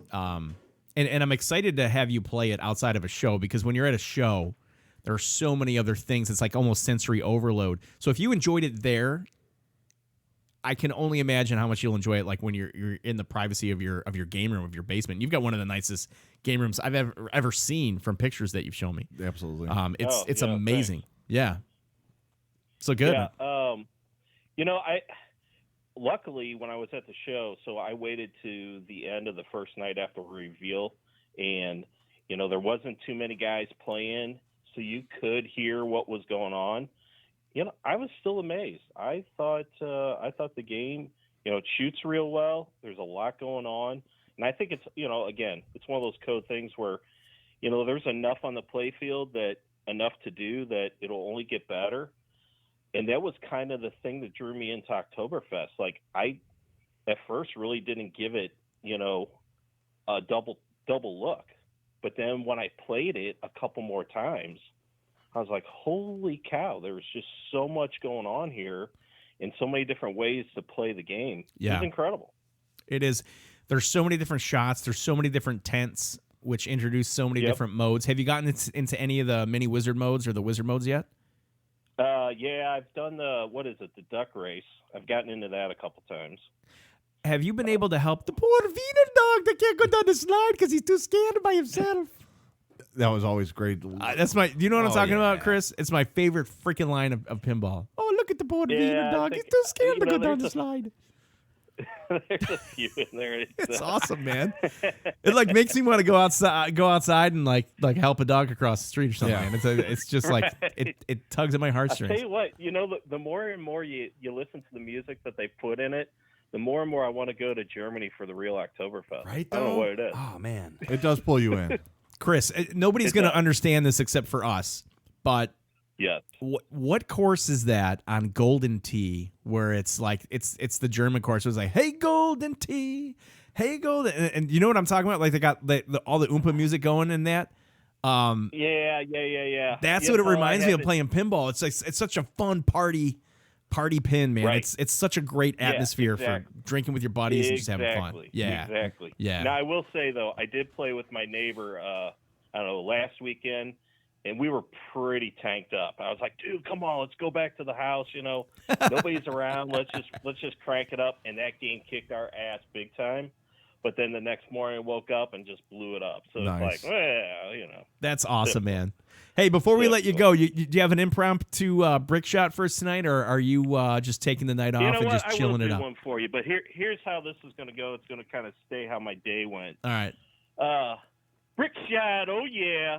So listen, all you guys that grew up back in the day, you hang out at the beach, you load up with with suntan oil. You got Tropicana doing the darkest shit you can, so you want to get that deep dark tan. Let me tell you something. 30 years later, it does not do good on your skin, bros. Okay? Yeah. I had a little trimming done today on the face, on the side of the face. Oh, I've okay. had a little skin cancer before in the past on the arm. Yeah. Oh, today was not good for Daddy. Oh, man, you doing okay, bud? Oh, sorry, man. Yeah, I'm doing good. You know, just got to kind of make it through it. But, hey, you know what? Let me tell you something. Spray your face. Yeah. Cover yourself. Yeah. And Mylar up with that UV protection. Oh, dude, buddy. just put the Mylar on your face, dude. Yeah. Like the UV That's right. reflective PF Mylar. 90 Mylar. Man, you know what? Well, listen, I'm sorry to hear about the setback, but Yeah, sorry, brother. I'm assuming Nah, like it's you all got a clean bill of health going forward. You address this and you're good to go, right? That's right. That's right. Go see your doctor, boys. All right, Life's man. too short. Well, listen, it's good hearing you, and thanks for coming on. Thanks for your contributions. Thanks for everything that you've done for pinball, and I'm looking forward to seeing or hearing from a little Chris Haper in the future. Not only with Absolutely. Brick Shop, but maybe another future endeavor, man. So I hope to have you back in the media here sooner than later. All right. Sounds good, guys. You take care. Be good, brother. Thanks, Chris. buddy. See ya. Brick Shot. Oh, the good times. Hey, Pinball Nerds Podcast donated 100 bits. Not necessary, but thank you so much. And Carrie Hardy, Awesome, 10 Carrie. bits. Thank you, guys. Thank you you, so guys. much. Good to hear from Chris, right? Yeah. So for those of you that don't know, Chris used to be the co-host of Slap Save Pinball Podcast with Jason Fowler. And now you got Matt Kanan that stepped in to fill Chris's shoes. We got another call coming in. Hey, thanks for joining us on the Flip N Out Pinball Network. Hey, what's going on, Bill and Ken? Hey, what's up? Who are we What's a good speaking word? with? Hey, you got Josh with the Loser Kid Pinball Podcast. Hey, How's it going? What's up, Josh? Good, How are good. you, man? Not much. Hey, I was calling because I'm going to steal Chris's segment for a second and do a brick shot of my own. Okay. Well, I'm gonna- now realize you're stepping into some shoes here. You can't just half-ass it, Josh. You got to go full-fledged brick shot. Yeah. With cuss words and everything, probably. I might say a lot of piss. Does I'm piss just kidding. count?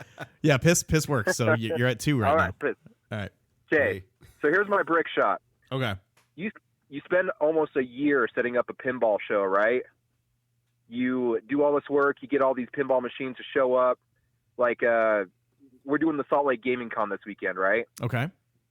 So we've been dealing with not a distributor, sorry, one of the pinball manufacturers, and they promised that we would have some form of, I don't want to like diss on them because I still respect them, but man, they told us we'd have their pinball machine there, and the last week and a half after we worked hard and freaking doing the show for 4 months solid, like trying to book this out and theming all of our pinball tournaments and everything around this, we got a message this morning saying they were not going to fulfill on their end of the deal. Oh, yeah. So And I'm like, you got to be joking me. You know what I'm saying? That sucks. It freaking pisses me off. oh, well, there it is. You fulfilled that. Ah, man, I'm sorry to hear that, man. That's Yeah, frustrating, that's right? bull. So what are you going to do? What's So- the alternate plan here? So I guess we'll just keep it themed the way it is, and everyone will just kind of scratch their heads at why the heck it's not going to be there. And you can't shut down the show. We've got planned. Nope.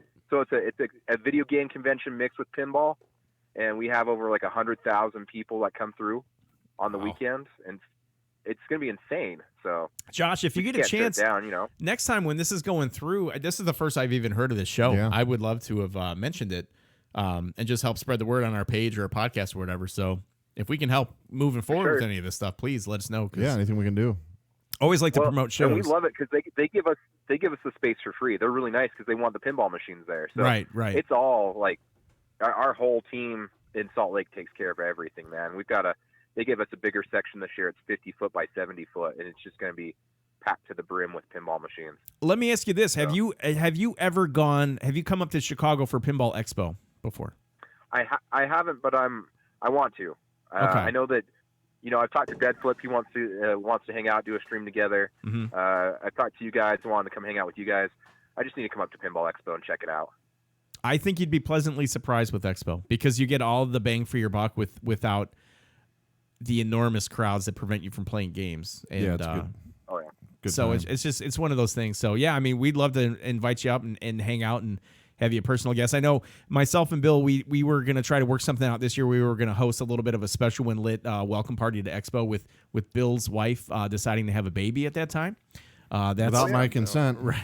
I don't know how that happened. I wasn't there. I don't know what you were doing 9 months ago. Yeah. 9 months prior to Expo. The mailman. Right. Yeah, whatever. Probably coming off a TPF. That damn Amazon Prime delivered more in 2 days than we're expecting. Right. But that's all right. But we got to have you out and have Scott out, and then he can come to a local bar and play Black Knight Sword Rage with me, and I'll take his money. So that's the way to go. Either one of you Airbnb your house. Can you send me the code for that? Yeah, whatever you need, brother. We got your back. We got you. Thanks for breaking in on the podcast scene. Thanks for everything you do for with Loser Kid Pinball Podcasts, and for those of you that have not listened, check out Loser Kid Pinball Podcast with Josh Roop and Scott Larson. Yep. You can find them on Facebook. We got a special guest this week. I'm not going to give. Oh no, the only hints I'm going to give. No. You cannot tease a guest. You can't tease a guest without giving us a hint. He works for Stern. Works for Stern. Well, who doesn't work for Stern? Yeah. There's 400 people that work for Stern. Yeah. So no hints. I don't want to say anything. Well, let's see. What's the hint? He has a beard. I don't know. Oh. Well, I'll tell you what. If it's Dwight Sullivan, let me know now so I can cancel him for our 1 year show. Not Steve Rich. Because he can't be double dipping on podcasts. It is not Dwight Sullivan. Let's just say he's worked on a music pin. Let's do that. Okay. Cool. Fair enough. I appreciate it. Thanks for the tip, and thanks for checking in, Josh. Appreciate it, man. Awesome. Thanks, Ken. Thanks, Bill. Thanks, Steve. You guys do great work, man. Thanks. Oh, you too, brother. Be good. Appreciate it. So always nice to hear from a fellow podcaster. Absolutely. So we have to say hello to Rordan. I know. I saw Rordan come in. I've been wanting to say hello, but I don't want to be rude. Now, Rordan, for those of you that don't know, from Australia, and I'm loving the Australian contingent that associates themselves with us. Absolutely. For some reason, we are, I don't know. Dude, the guy sends... We're friendly with... Rordan sends us pictures of kangaroos in his backyard. Kangaroos in his backyard. How do you F with that, man? Like I get like a robin or like landing on my lawn furniture, and I'm freaking out. I get a crane, and he's got I'm like a kangaroo. He's like petting a koala bear. Hey, thanks for joining us on the... What are we doing here? The Flip N Out Pinball Network. Channel. How are you doing? Hey, I'm doing good. Good. Who are we speaking with? It's Dennis Creasel, Eclectic. Hey! Dennis in the house. Dennis, your caller ID is blocked. It just says market trends on it. I didn't know what that was. Oh, my God. How are you, buddy? I just find that contact in your phone system. I'm doing good. I just figured I'd go ahead and give you guys a ring to see if you wanted another brick shot. Well, you know what? This is a brick shot themed evening. I do want to thank Freedom 2074 for following the channel. Yes, thank you. And Dennis. Yes, thank you, Freedom. There's nothing more than I would like than a Dennis Creasel brick shot, because I know two things. One, it'll be well thought out, and two, it will be outstandingly articulated. Well, that's presumptuous on both counts. I am not Chris, but in honor of him starting this trend for the day. But will you have swear words? Because you have to swear in a brick shot. Are you going to swear? You have to throw a cuss word into the brick shot.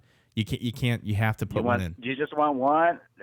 I mean, at least one. I guess it is after. It is after hours. All right. Okay. All right. Let's see. And just so you know, Zach says, "Don't fuck it up, Den." So that was from Zach. All right. Yeah, I'm sure. Well, it's not. Zach's not in control. You guys are. So we're gonna do it off of your model. But, all right. Brick shot. Oh yeah. Oh yeah. All right. Here's the thing. This is the shit that really gets my goat.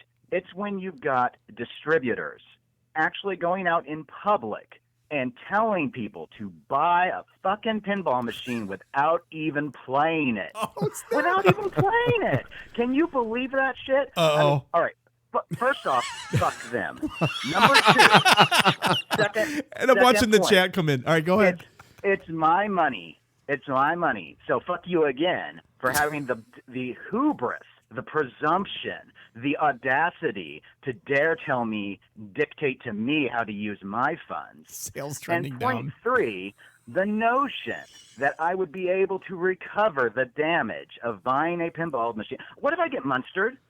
I mean, come on. Yeah, I can't monster. Look, I ain't rolling in $250,000 a year. I can't be going out buying monsters and losing $500 because no one likes the code. Fuck that shit. So anyway, that's my brick shot. Oh, Dennis. Nice brick shot, Listen, Dennis. man. I love it.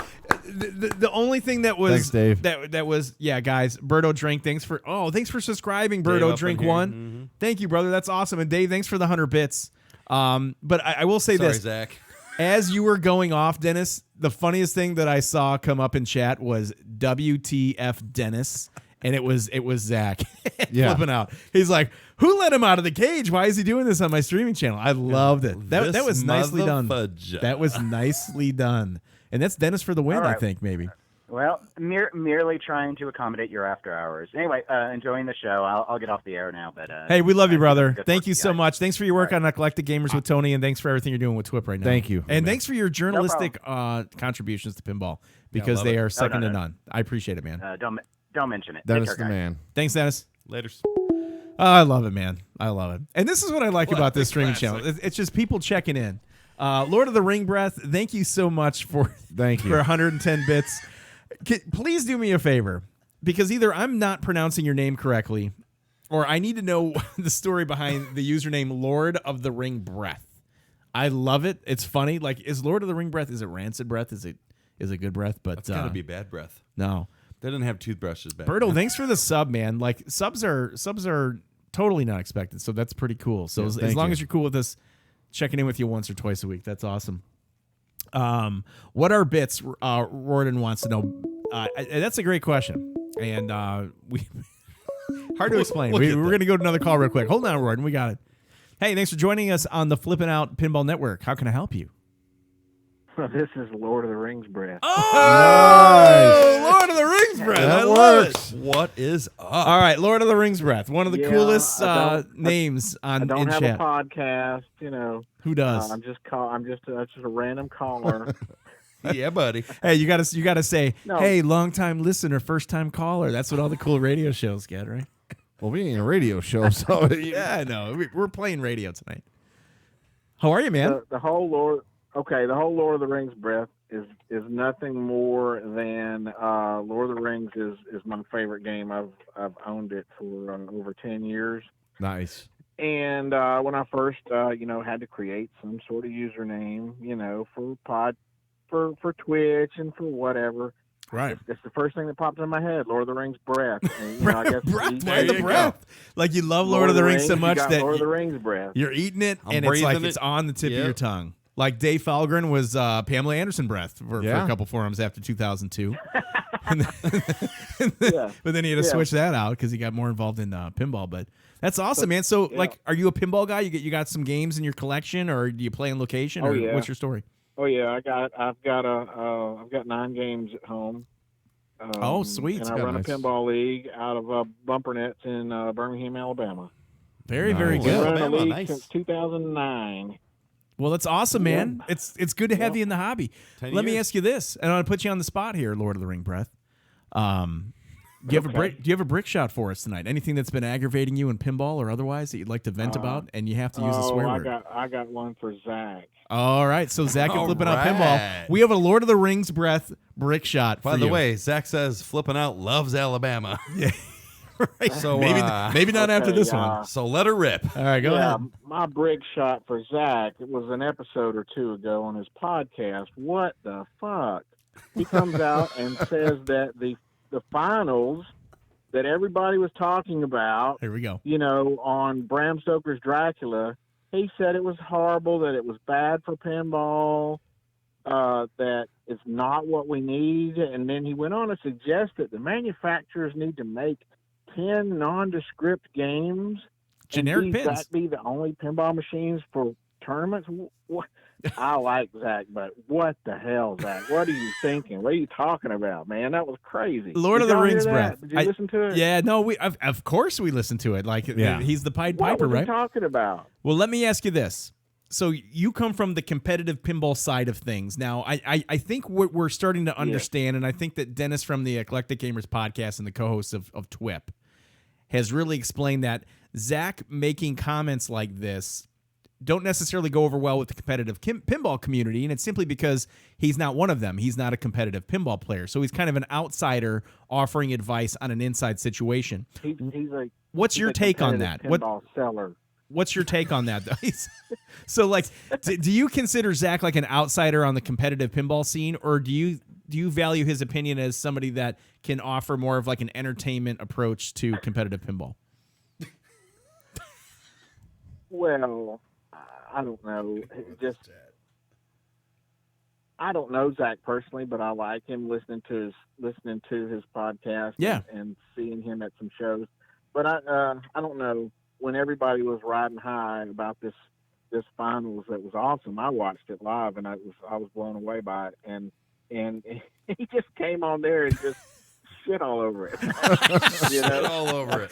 It was pretty awesome that every single like outlet that I heard, they talked about this like incredible comeback thing for pinball, and then Zach's like, well, no, wait a second. None of this would have happened if they would have got the game right. Why are you putting this game in there if there's a known exploit? So, like, I can see both sides of it. As somebody that's never competed in the tournament, and in all fairness, and all honesty, I did not go back and look at that. And at some point I will. But I find it interesting to see the side of the story from the competitive side versus somebody that's not competitive driven, but just looks at it from like an entertainment purpose. So that's why I was asking where you're going, Lord of the Rings Breath, and I appreciate your input on it, man. Sure, yeah, and I get that part of it. It was unfortunate that it had that malfunction and it was in the finals of such a big thing, but I think they handled it well. And just the fact that, I mean, everybody, including myself, just knew that Daniele has just run away with this thing. Yeah, you know. That was what was so fantastic about it, because forget the malfunction and all in the ruling, the fact that, you know, Oostamar, whatever his name is, Johannes, was able to come back from that ridiculous score. I mean, that's crazy. It was just amazing. It was. I think it's one for the ages. Okay. One for the ages. Well, listen, while I have you on, and again, thank you so much for just being in chat and help supporting the stream, but I do have one question for you. So you're competitive driven, and you obviously you're watching competitive pinball streaming out of Italy, and probably whenever there's competitive streams, you're in it. What is it that draws you into this stream to have viewership and watch? Because we're not competitive pinball players. Like what appeals you? What is appealing to you on this stream? Well, I started listening to you guys' podcast, and I know you don't really get into the competitive side of it, but I don't know. I just like your demeanor. I like the fact that you guys are you're up on current stuff that's going on in pinball, and I'm a competitive player, but I like all sides of pinball. I collect pinball. I'm not a huge modder, but I've got like colored EMDs on most of my games and some small mods. I'm not one of the guys that just tricks their machine out crazy, but I like all sides of it. I like, buying and selling pinball. I like, not just the competitive side of it. That's just more where I lean towards. Sure. I used to do some racing back in the day with the SCCA, and I kind of replaced that with pinball about 10 years ago. Nice. And but yeah, that's not the only thing. But I don't know. I like your guys' show. I've always liked Bruce and Ron. Those guys are great. Okay. And they just put a new episode out too. After right. A month off. They pop them in and out of there a little bit. You got to check your app catcher or your podcast catcher to see when they're coming out. That's right. Yeah, I do have one. Can't remember what it's called, and it goes off every morning. With that's another thing. Pinball podcasts have become so prolific. There are so many now, and so we can pick and choose which ones we choose to listen to. And I really like the style that y'all go through with your podcast. I like it. Well, I'll tell you what, Lord of the Rings Breath. One, thank you so much for calling in to explain the naming of Lord of the Rings Breath. Thank you so much for sharing your opinions on competitive pinball and Zach's take on the competitive pinball stream that just took place. And three, thanks for just being honest and kind of putting things in perspective in regards to pinball podcasting. I think a lot of us can share your sentiments where you might not put all your eggs in one basket. It's nice to kind of diversify what you're listening to and just take it all in general. So it's awesome, man. We're happy to have you aboard. And yes, please thank you. Keep coming back every week and just join us. We'd love to have you back on and update us what's going on, man. It's great having you on the show. All Thank right. you. Absolutely love the banter. Thanks. I'd be glad to do it. Lord of the Rings breath, my favorite name. Thanks, brother. All right, have a good night. Great day, man. All right. It's awesome. Good times, good times. As we get caught up in chat here, Zach's gone. He left. Dave Falgren says we're witnessing what might be the last Flippin' Out live caller show ever. So, well, no, we'll see. It was good. It was good hearing from him, man. I like hearing catching up with stories all the like people. that. Yeah. And that's what this is about. You know, it's about everybody's here. We all like pinball. We have things in common. We don't have things in common, but the one thing we have in common is pinball. And we had a missed call, and I'm not sure what happened, but it did not allow me to answer. So what we'll do is we'll run this for a few more minutes, and I know, Bill, you probably have to. Do you need to leave now? Or are you good? A couple minutes, and we'll call it good. All right. Let's take the next call. Hey, thanks for joining us on the Flippin' Out Pinball Streaming Network. Hello. Hello. Who are we talking to? Dr. John. Dr. Hey, how we John, my doing? guy. What's up, brother? How are you, man? Need a bit of Aussie culture in the show, I see. I agree. So for those of you that don't know, Dr. John is our Special When Lit Pinball podcast correspondent for Spooky Pinball, and he resides in Australia. But Dr. John, you're way more important than that. Why don't you tell the viewers and the listeners a little bit about yourself?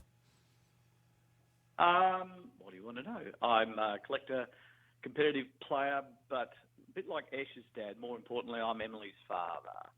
And that's my your pride daughter. and joy. She's 15. Yeah. She's 15. She's the #1 female pinball in Australia. It's awesome. She's, Nice. Just won the Southern Hemisphere Championships a couple of weekends ago. She's ranked now in the top 50 in adults in Australia competitively as well. So That's crazy. So what was your take on what had happened with the ruling with the Bram Stoker's Dracula? Like, yep. I assume that you're calling in to discuss that, or no? Why? Are you... Yeah. Okay. Two things. I've got a small brick shot, but we'll start with that. Okay. So now, but we're gonna get a brick shot out of you before we let you go, right? A very small one aimed at Chuck Ernst. But anyway. Chuck Ernst. Poor I Chuck. watched the tournament live. Yeah. And we pretty much compete every week over here in Australia in a tournament. There's one usually about 2 a week around where I live. But I've never, ever been in a tournament where there hasn't been a malfunction in a pinball machine. Okay. So that's just part of the competing. So Zach said they should all be specially made so that doesn't happen. But even if you make a specially made pinball machine and everyone's on the same playing field, you're still going to get stuck balls. You're still going to get people plunging wrong balls or extra balls awarded when they shouldn't. So that's all part of the sport. There's no troubles with that. You don't. Can I ask you this? I mean, is there consideration being made when a game is going to be in the finals? If there is a known bug, is that something that should be avoided for like a final game that decides a championship or decides somebody that can take a championship in competitive pinball? Or in your mind, does every game potentially have something that could go wrong? The bug with Bram Stoker's isn't really a known bug for the average person. It's, when you're stacking your 30 million jackpot multi-ball, it can get confused. But that's really only the top 1% of people that it's going to happen. So it's not like a game was put in with a fault that's going to keep coming up. Remember, they used that game all through the tournament, and it didn't happen at all. It's just that Danny Alley got on the machine and put up a 2 billion score on his first Save ball. the best for last there, right? And it's that's going to cause the machine to have a small hemorrhage that someone's actually doing that to it. So I don't blame it for that. But the games are all set up and tried out, and it had been used for the past 4 days without any problems. So when they say it's a known bug, it's not something that you say, well, every second or third game this is going to happen. It's a very rare event, and when it did happen, it was handled correctly.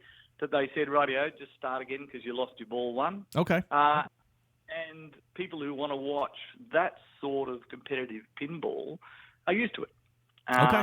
And you're talking about, is it something that's going to be readily adopted as far as watching on TV? Do you know anything about cricket? I do. Probably don't. I do. I do know about cricket. Well, I'm a United States baseball guy, so cricket's as close as I can get to like a European version of it. So There you go. Yeah, right. well, in cricket, there's a number of different ways of playing. There's the 5-day test match where the one game will last 5 days, and probably one in every 4 or 5 never finish. It just ends up in a draw because the game is not over. And there are a lot of people who don't like watching that for obvious reasons. It's slow, and it goes on and on. So they invented the 1 day and the 2020, which are games that are over in 3 or 4 hours. They modified the game to make it more popular. Okay. So hey, Dr. John, real quick, I've got some breaking news here that I'd like to just kind of mention, and that's Dr. and Mrs. Pin has followed the Flippin' Out Pinball channel. So we always have to give props to everybody coming in, and then we're going to send it back to you, Dr. John. So I apologize for the interruption, but thanks for the follow, guys. No, that's good. I love Mrs. Pin in a purely pinball manner, and Dr. Pin's another Ranger doctor, so we've got a lot in common. Right. We got Dr. John and Dr. Pin. Ranking doctors.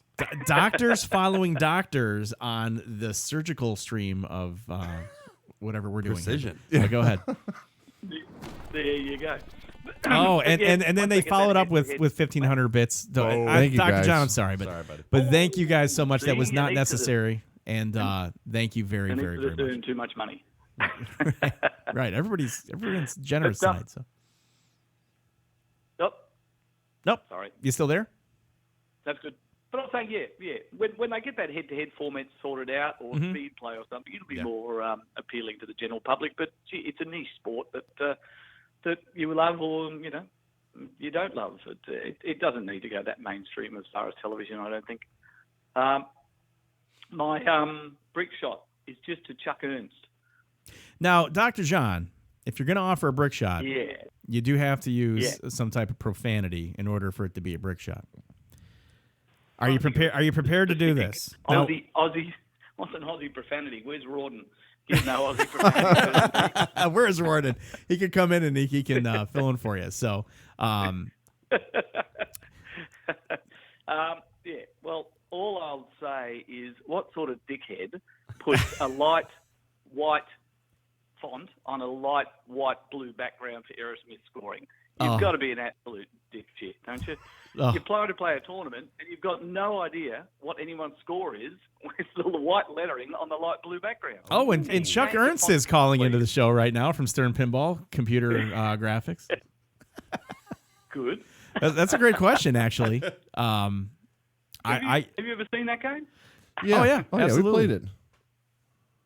Yeah, you can't tell what anyone's score is until you finish, and you walk up within a couple of inches of the screen and have a look at everyone's score. Anyway, change the font color, please, Chuck. All right. Well, hey, you know what? We're going to relay that to Chuck. Bring it up to actually, him. tomorrow morning, I will clip this and send it to Chuck because Chuck's a friend of the show now. So, Dr. No, John, he's got good humor. He's got good humor. No, you're the man, dude. Thanks for everything. We've got your correspondence for Spooky airing tomorrow on Special One Lit Pinball Podcast, which should be up around noon tomorrow. And thanks for everything you do for us. Thanks for everything you do for pinball. And man, we are following your daughter, and we are hoping and backing her success. So thanks so much for everything, man. We really appreciate it. No worries, boys. Keep it up. Thanks for the entertainment. See ya. No, you're the man. Thanks. Good night. Thanks, Dr. John. Later. Good times. Good times. Good times. All right, man. I think. Are you cruising out there? Yeah. Are you gonna keep this going? Or you gonna... I don't know. Let's see. Oh my gosh. All right, hold on. Let's take one more call here, and then I may keep it going, and I have to go to the washroom too. That's why I'm like, hold on a second. That's why I'm running away right So the bathroom breaks are. We need a urinal down in the Special One Lit Pinball Podcast studios. Hey, thanks for joining us on the Flip N Out Streaming Network. Is this King Kong? Oh, it is. What's up, Dr. Phil? Hey, I embrace you now. How are you, man? Hey, Crummy. How are you? Good, brother. How are you? How are you, Dr. Phil? I was doing good until people started talking mad trash about my boy Zach. You're taking a little bit of heat from the competitive pinball side. Your boy Zach is a little bit. I've got a brick shot for you. Oh, all right. So this is a first in pinball podcasting history, pinball streaming history, and in general pinball media history, is a Dr. Phil brick shot. And I can only imagine the expletives that we might hear from a Dr. Phil. So, Dr. Phil, please, without holding you back. Further ado. Yeah, go right ahead. Thank you. Thanks, fellas, for taking my call. First off, I'd like to do a brick shot to Dennis Krusty. Dennis Krusty, bro, you're just mad that you're only working with a 2-inch flipper. Oh, jeez. And next, I've got a bone to pick with Lord of the Ring Breast. Breast? It's Lord of the Ring breath, Dr. Phil. Breath. Is it Lord of the Ring Breast? He breathes. He breathes Lord of the Rings. Dr. Phil? Dr. Phil's here, Steve. Oh, man. Listen here, Balrog. There's no crying in pinball. Oh. Oh. And another one for you. All right. This one goes Steve Biddy there. Oh, wait, hold on. Hold on. Dr. Phil has a brick shot for you, and he has not used a swear word yet. So we'll see. Hey now. Hey now. Hey, Biddy. Yeah, down in Texas, Biddy, we'd call you a nipple sipper. You know what? Why's that? You're babysitting that damn beer, Dude. boy. Babysit? What are you talking Dude, he slammed about, quite Dr. a few Phil? of them, There Dr. ain't no Phil. babysitting I gotta here. stick up for Steve Biddy here. And Steve last, Beatty. last but not least, my brick shot goes out to Loser Kid Podcast. Loser Kid. Loser Kid. What the hell you doing trying to do a brick shot? What the fuck was that? Hey, Rupee, I saw more energy out of Greg Bones' mom last night. Oh, hey now. Oh, that's getting a little real there. Dr. Phil, easy there. Brick shot, oh yeah. Brick shot. Nice, buddy. Wow, good times. Thanks, bro. But these beers. Thanks, Dr. Phil. These are all empty in front of me, man. I don't know. No, I don't dude, know what you've already Dr. gotten rid of I a don't know few what empty Phil, bottles Dr. too. Phil's talking about. Yeah, dude. Steve don't mess with. Cruise. Yeah, dude. We could wake up hungover the next day. An hour later, Steve's like, let's get this day started. Oh yeah, TPF. Good times. Yeah, that was a little dark, Dennis. Oh, good call in, Dr. Phil. Absolutely. Wow, it's been a long. So I guess I got a beer slam. I just opened, but man, now That's a red stripe, man. Enjoy that. Dude, I'm like, did I miss the end of the 5-6? Yeah, he f-bombed a little bit. Oh, did he? Oh yeah. Who did he f-bomb? Loser Kid, I think. Little loser kid. Yeah. Oh no. All right. Well, here we go. So the poll is this. It is now 11 or it's 10:11 in Central Standard Time. So I know Bill Webb, who's got to be up at like 4:30 in the morning. He's going to cruise. So we're going to do one of two things. We'll either we'll shut it down tonight for after hours. We'll join everybody next week as we relaunch with what we think will be Willy Wonka. The second option is we extend this another 20 minutes or so, and without the Bill Webb. Yeah, without Bill Webb, and that's fine too. So we can go. Should we stay or should we go? So type stay or go in chat. Should we stay or where should we go now? And if we go, we'll shut it down. If we stay, we'll stick around. So here we go. And right now it's tied at 0-0. All right. Well, I'm rolling. I'm not. Are you rolling? Are you sure? I am rolling. Peace out, Bill. I'm curious to see Love what. you, brother. Go ahead and answer, but then I'm rolling. It's probably Jack and Airy wants to talk to Jeff Patterson for his brick shot. Hey, thanks for joining us on the Flip N Out Pinball Streaming Network. All right, Bill, don't you go anywhere. Oh. Who's this? You sit your ass down. We're going to have a conversation. Oh, snap. What's up, guys? I know who this is. Carrie Hardy. What's going on, brother? No, nothing much. I was hoping I'd catch you before you got off of here, but everybody else was calling in. Stop calling us collect, man. Like, all the bits come out every time you call. I don't know what's going on. We're starting over. Right. You're taking back what's rightfully ours. What's going on, man? Yeah. Nothing much. I'm just sitting there watching Steve just nipple on that beer of his right there. Man. Just like Dr. Phil said, I got plenty of nipples down here in Texas. We can slap on that bottle there for you. Oh, snap. Bring them on up. Let's do it. No, a couple of things we could chit chat about. I guess one of them is we could talk about Black Knight real quick. I wanted to get your opinion on something, and I guess it kind of popped in my head again when someone called in just recently. I think it was Jobberhead talking about his MK2 cabinet. So, as most of you know, Steve Ritchie did the voice for Black Knight, as well as mainly what I'm talking about is like Shao Kahn in Mortal Kombat. Yep. Now, I feel, in my opinion, that was one of the little sticklers for this new game is that I felt like it would be better if it sounded more like Shao Kahn compared to a slower version of Steve Ritchie.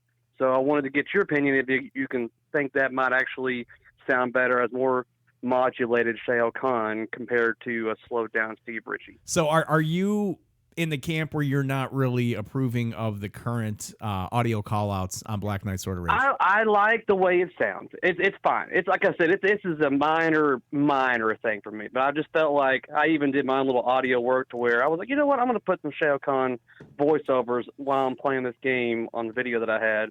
And it sounded good with it. Like, he even calls out a line at one point in the game where he says, "You weak, pathetic fool." Hey, and that was one of the lines he said in Mortal Kombat. And it just sounded better as a Shao Kahn. That's my opinion. Okay. So I was kind of curious. Fair enough. Yeah. Kerry, I got to bolt, dude. If, I have to bolt. Dude, nothing but love. If you want, we can talk tomorrow, but I still got to make a couple of stops before I get home. So Bill put a turkey in before he left that's earlier. Understandable, Bill, but yeah, I got to go to the bathroom myself, so I'm going to make it short anyways. But I wanted to say I've been listening to you guys since past like October, and one of the turn-ons was the fact, Bill, that you were there and you were a fellow restorer. So I was like, sweet, somebody else that does this kind of stuff too. Yeah. So I think you two make a great yin and yang, and y'all are doing a great job. And keep up the good work. And I'm going to head off to the bathroom. And Bill, you can dude, that's why I love your. That's why I love your videos, man. And when we met in Texas, it was good times. It's like, Kerry, oh damn, you're the dude that Kerry, was doing this stuff. So. You can't leave without offering us a brick shot, though. A brick shot. Hey yo. I don't have any. Yes, you do. You're gonna brick shot Bill Webb for walking off right now. Do it. I'll see you, brother. Be good. Hey, oh man! If worry, I was gonna brick brother. shot anything, I guess it'd be the way that Steve's nippling on that beer. Then beer he doesn't like that nipple. He had to Like, squeeze what kind of nipples. dickhead? He had to squeeze What nipples sort in of those dickhead? weeks. Bromance a brewing. Yeah, no, literally a No. brewing. I love it, Bye, brother. Bill. Hey, brother. don't forget to take some time out of your day and play some pinball. Mylar up. He says. And Mylar up from downstairs. Hell That's yeah. good. Man, All right, guys. Well, it's good chit chat with you. I'm going to head off with this thing. Hey, thanks for checking in, Kerry, man. I Yeah, appreciate right it, on, man. Kerry. It's always good. Thanks for everything you do for later, pinball, guys. brother. Be good. Uh, Yeah, good times. Poor Bill's tired. He didn't even sign off. He's supposed to say like good morning, good afternoon, good evening, and I'm supposed to say, I hey, gotta don't I be- gotta Right. bounce. He's like, gotta go. He's like, he's like, I'll do one more thing, and then Kerry calls. He can't get out of here, so. It is what it is. And it's funny because The I Fanta's asked, gone. He I asked had to people to get the say, bounce. right, should we stay or should we go? And nobody gave a shit because nobody said anything. They're like, I don't even know if our audio's on think at they're this point. staying, They're just man. in chat. They're just in chat. So again, this is the Flip N Out Pinball After Hours, where we can talk about anything, ladies and gentlemen. The theme of tonight has been the brick shop. And Chris Haper, formerly of the Slap State Pinball Podcast, started off with his brick shot. And we're encouraging anybody to call in with a brick shot tonight. And as we kind of rotate everything in and out, I want to bring everybody up to speed that might have joined later. Again, the Black Knight Sword of Rage LE that's here right now. It is for sale. It's the last week that we're streaming it. It's in the Chicagoland area. You can come pick it up. You can play it.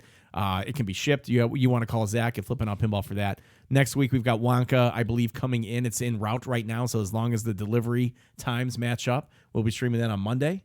Awesome. And that's the standard edition for Willy Wonka, so that's going to be fun. Our special Winlet Pinball podcast will air tomorrow, where we talk a little bit about what's going on in pinball. And then our 1 year show is next week. We've got some surprises along the way for that. So what's going on in chat here, ladies and gentlemen? So it was fun to see that Dr. and Mrs. Pin had followed the channel, and then the generous donation of the 1,500 bits. Now, Dr. and Mrs. Pin and Mrs. and Dr. Pin, if you guys are up and willing, give us a call. Let's talk a little bit of pinball. And if you have a brick shot is basically a bitching about something that's going on in pinball. Yeah, somebody calling in with a brick shot here. And expletives are encouraged during the after hours segment, so that's not bad at all. We've got some banter going back and forth between Zach and Zonrath, who's Dennis from Eclectic Gamers and TWIP. 1 year hype. Yes, that's it. Hey, Albert, when is your 1 year? Because I know you're already past 100 episodes, but like, what's your 1 year anniversary? Albert is the host of the Pinball Nerds podcast. Dr. and Miss Pin did just take the leaderboard for donation of bits tonight. Very now, I'll share a story, right? So this past year, Pinside, for those of you that don't know, Pinside is it's a forum group for pinball enthusiasts. I assume if you're here, you know what Pinside is, but I'd imagine there's a Secret Santa program that happens on Pinside, right? I've seen that. Yep. So I signed up 2 years ago, and it was fun, and I got somebody that was in Seattle, and I sent some stuff in. So then this year, I'm the Secret Santa. My assignment is Mrs. Pin. I was like, it's pretty awesome, right? So like this last year, this past year that just went. So fellow podcaster. Okay. So I sent her a care package from myself as the Secret Santa, and she's cool because she talks about it on her episode and everything like that. And it's just great because like we had spoken before in the past, and it's always good to have open line of communication with people that have similar interests. And with her in podcasting before us, it was nice to be able to kind of have that open line of communication and that banter. Dennis wants to know what Pinside is. Yeah, a forum. It's a friendly forum. So now, unbeknownst to me, I get like a return package in the mail from Mrs. Pin and Dr. Pin. And I didn't even realize really what it was, but like I get this big box and I open it up, and it was okay, so I'm 43. So that was your Secret Santa, right? So you sent them a package. So I sent them a package. And I sent her a your package. address. Right. So she sent something back. Something back. Okay. Her and Dr. Pin. Gotcha. And it was probably maybe the coolest box of anything I ever had gotten in my entire life. And inside the box, and this is going based on memory, tons of Mrs. Pin pinball podcast swag. Yep. Shirts and pins and stickers and different candies branded with her thing. So like I can appreciate that. It's pretty cool, right? That's awesome. Then it gets better, right? So they sent me some shirts from like a local brewery that they have, and I love that kind of stuff because I'm like a microbrew guy. Yep. and I still wear those shirts. They sent me 2 of those. They sent me like a TNA shirt, which was awesome. They sent me a bottle of and this was what was crazy. There were 2 bottles, right? So one of the bottles was a bourbon whiskey out of New York, which was unbelievable, and then the other one was like a bottle of Johnny Walker Blue. I do remember that, and you remember that because that Johnny Walker Blue.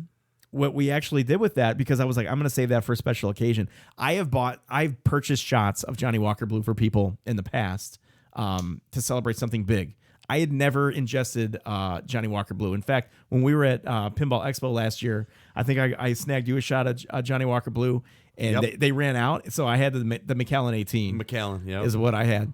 So I was excited to drink like this shot, and then it just so happened that we went to Stern Pinball that week, and we were jumping on Munsters, I think with Dwight. That's what it was. So I brought the Johnny Walker Blue up there, and we drank the Johnny Walker Blue at Stern Pinball in the arcade, and I snapped a picture, and I sent it to Dr. and Mrs. Pin, saying, thank you so much. Like, we're enjoying this literally at Stern Pinball, and I thought it was pretty cool. So thank you so much. I mean, those guys are, they've been around pinball for a while, and they're into the competitive scene, they're into the collectible scene, they're enthusiasts, and that's what it's all about. Yep. I'm losing my voice here a little bit as we get caught up in chat. It was a good run, says Dennis. 1 year hype. Yeah, well, what do you get caught up on my beer? I think somebody asked Bill last week how long he saw Special Windlet going, and it wasn't that long.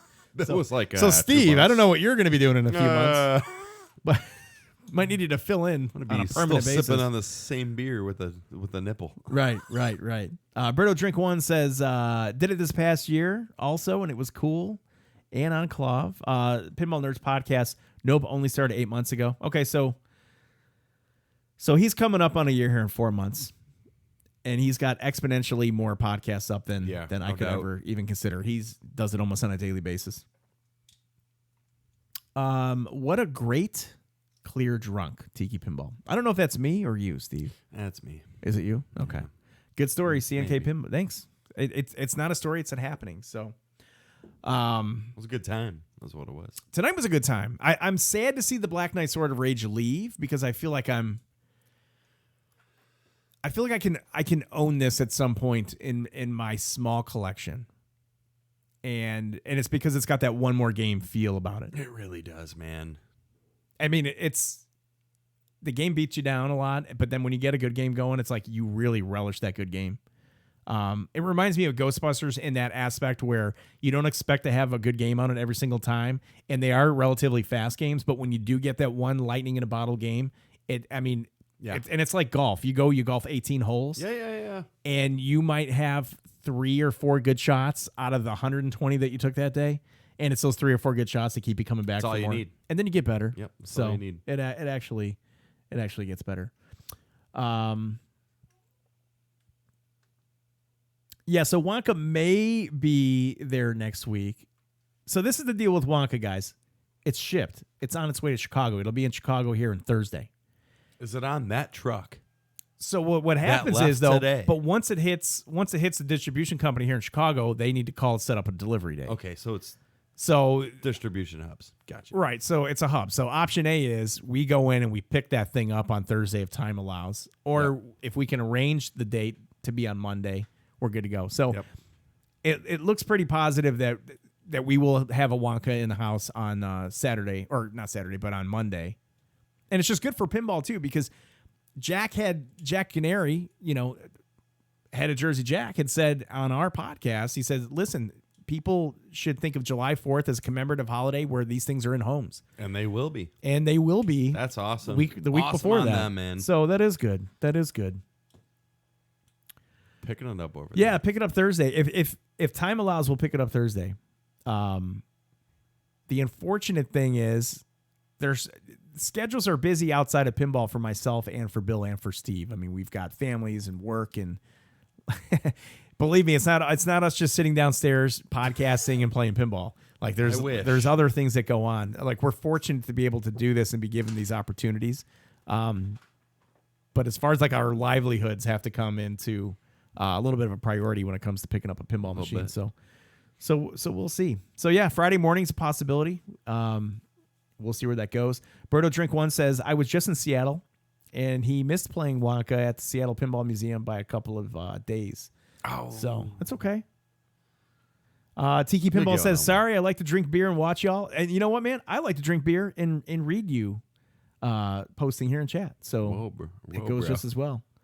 On the gazebo with the fireworks. The gazebo stream is probably something that will never happen again. That was a massive setup and tear down, and it was one for the ages, but I don't know that happens again.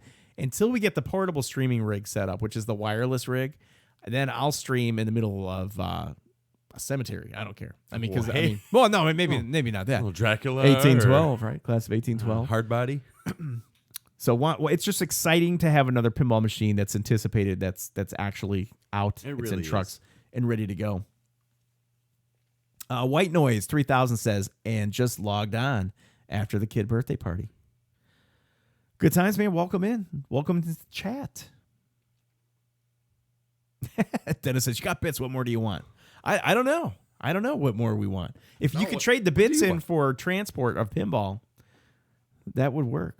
Wonka in a cemetery, not sure it works, but whatever you think is best. Yeah, it's probably not the best location that I could have mentioned. Dave Falgren says, Tomorrow Bar is across the street from a cemetery. There we go. Maybe we go out there and stream out there by Dave's house. Yeah, I'd be all right with that. And then Tiki Pinball says, someday you're going to have to stream a Raven. And on that note, thank you all for joining the Flip N Out Pinball streaming network. I think we're going to shut this down pretty soon. We'll grab a beer. Cemetery's perfect for location. Elvira. Oh, you know what? There's Walking Dead could be cool in there. Yeah, Walking Dead. Class of 1812 could be cool in there. Dracula. Yeah, Dracula. My respect for the dead in general doesn't have me hauling a pinball machine. Zach chimes in. Nighttime. Good call. Good call. Yeah, so I don't know. All right, bros. We finished. Hey, before we wrap it up, though. Before we wrap it up.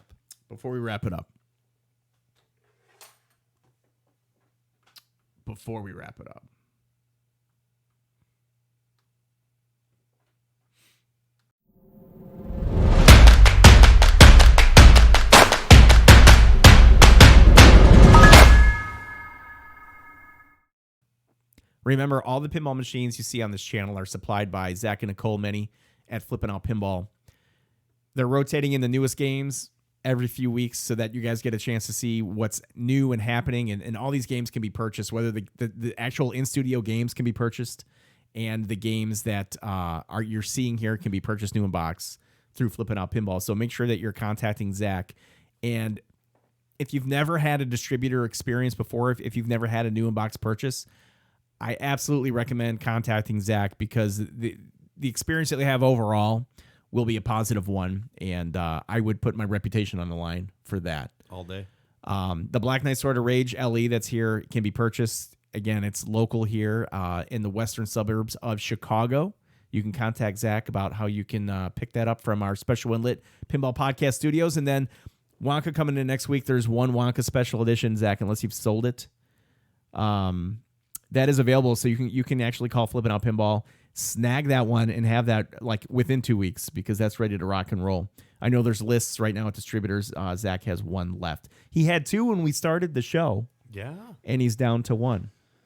So that's kind of cool. Flip N Out Pinball, Zach says, we want to do more than simply sell you a machine. Anyone can do that. We want to support and entertain the community as well. And I think he does that in just about as good a way as anybody else in pinball. And about as well as you can expect. Berto Drink One says, great stream, guys. Help me get through my late night invoicing paperwork. Hey, Berto, thanks for the sub. Thanks for everything, man. It's always good seeing you. I notice you on Facebook, and I notice you, in our social media for Special Inlet. And thanks for supporting the channel. It means a lot. Dave says, thanks for supporting pinball. And I will say the same for you, Dave. You're very active in social media, and you're as close to a pinball ambassador locally that we have too. So yeah, thanks, Dave. Yeah, I appreciate it. Dennis congratulates Zach on selling one. So he sold more than one. He had a bunch of them, and he literally had two left going into tonight, and there's one left. So Wonka Standard, get ready to rock it out. CNK, thanks for the hearts. Thanks for the love, brother. We appreciate it. Pinball Nerds Podcasts, great freaking stream as per usual. My dudes, brick shots are hilarious. I'll call one of these days. Yeah, man, you need to call next week. Gotta call in. I don't know why you didn't call today. Wow. A little disappointed. Next week. Figure out your cell network, get the international phone plan, and get on the show, Albert, because that'd be good times. And Dennis, he thanks us for streaming. Thanks for coming in. Honestly, without you being in here every single week, Dennis, the stream isn't what it is. So I appreciate your contribution here. Flipping Out Pinball says, thanks to all that participated in After Hours, and thanks for having a good sense of humor, fellas. Couldn't have said it better. Chris at slap_save_. Zach is a solid dude. Buy from him when possible. Oh, yeah. Oh, yeah. Brick shot. And follow Chris at slap_save_. He streams pinball, and he's entertaining as well. So it's a good time. Oh, Dennis, we didn't sell anything. We're just here for we're just here to collect some bits. Some, right. No, I'm kidding. Steve Biddies. No, it's good times. Thanks to Ken, Biddy, and Bill. So Biddy is your thing now, man. No, Steve it's Biddy. not. It's all He's good. like, no, Steve Biddy? You don't like that? We'll figure out something next week. Oh, man. There's a joke in there somewhere. I don't know.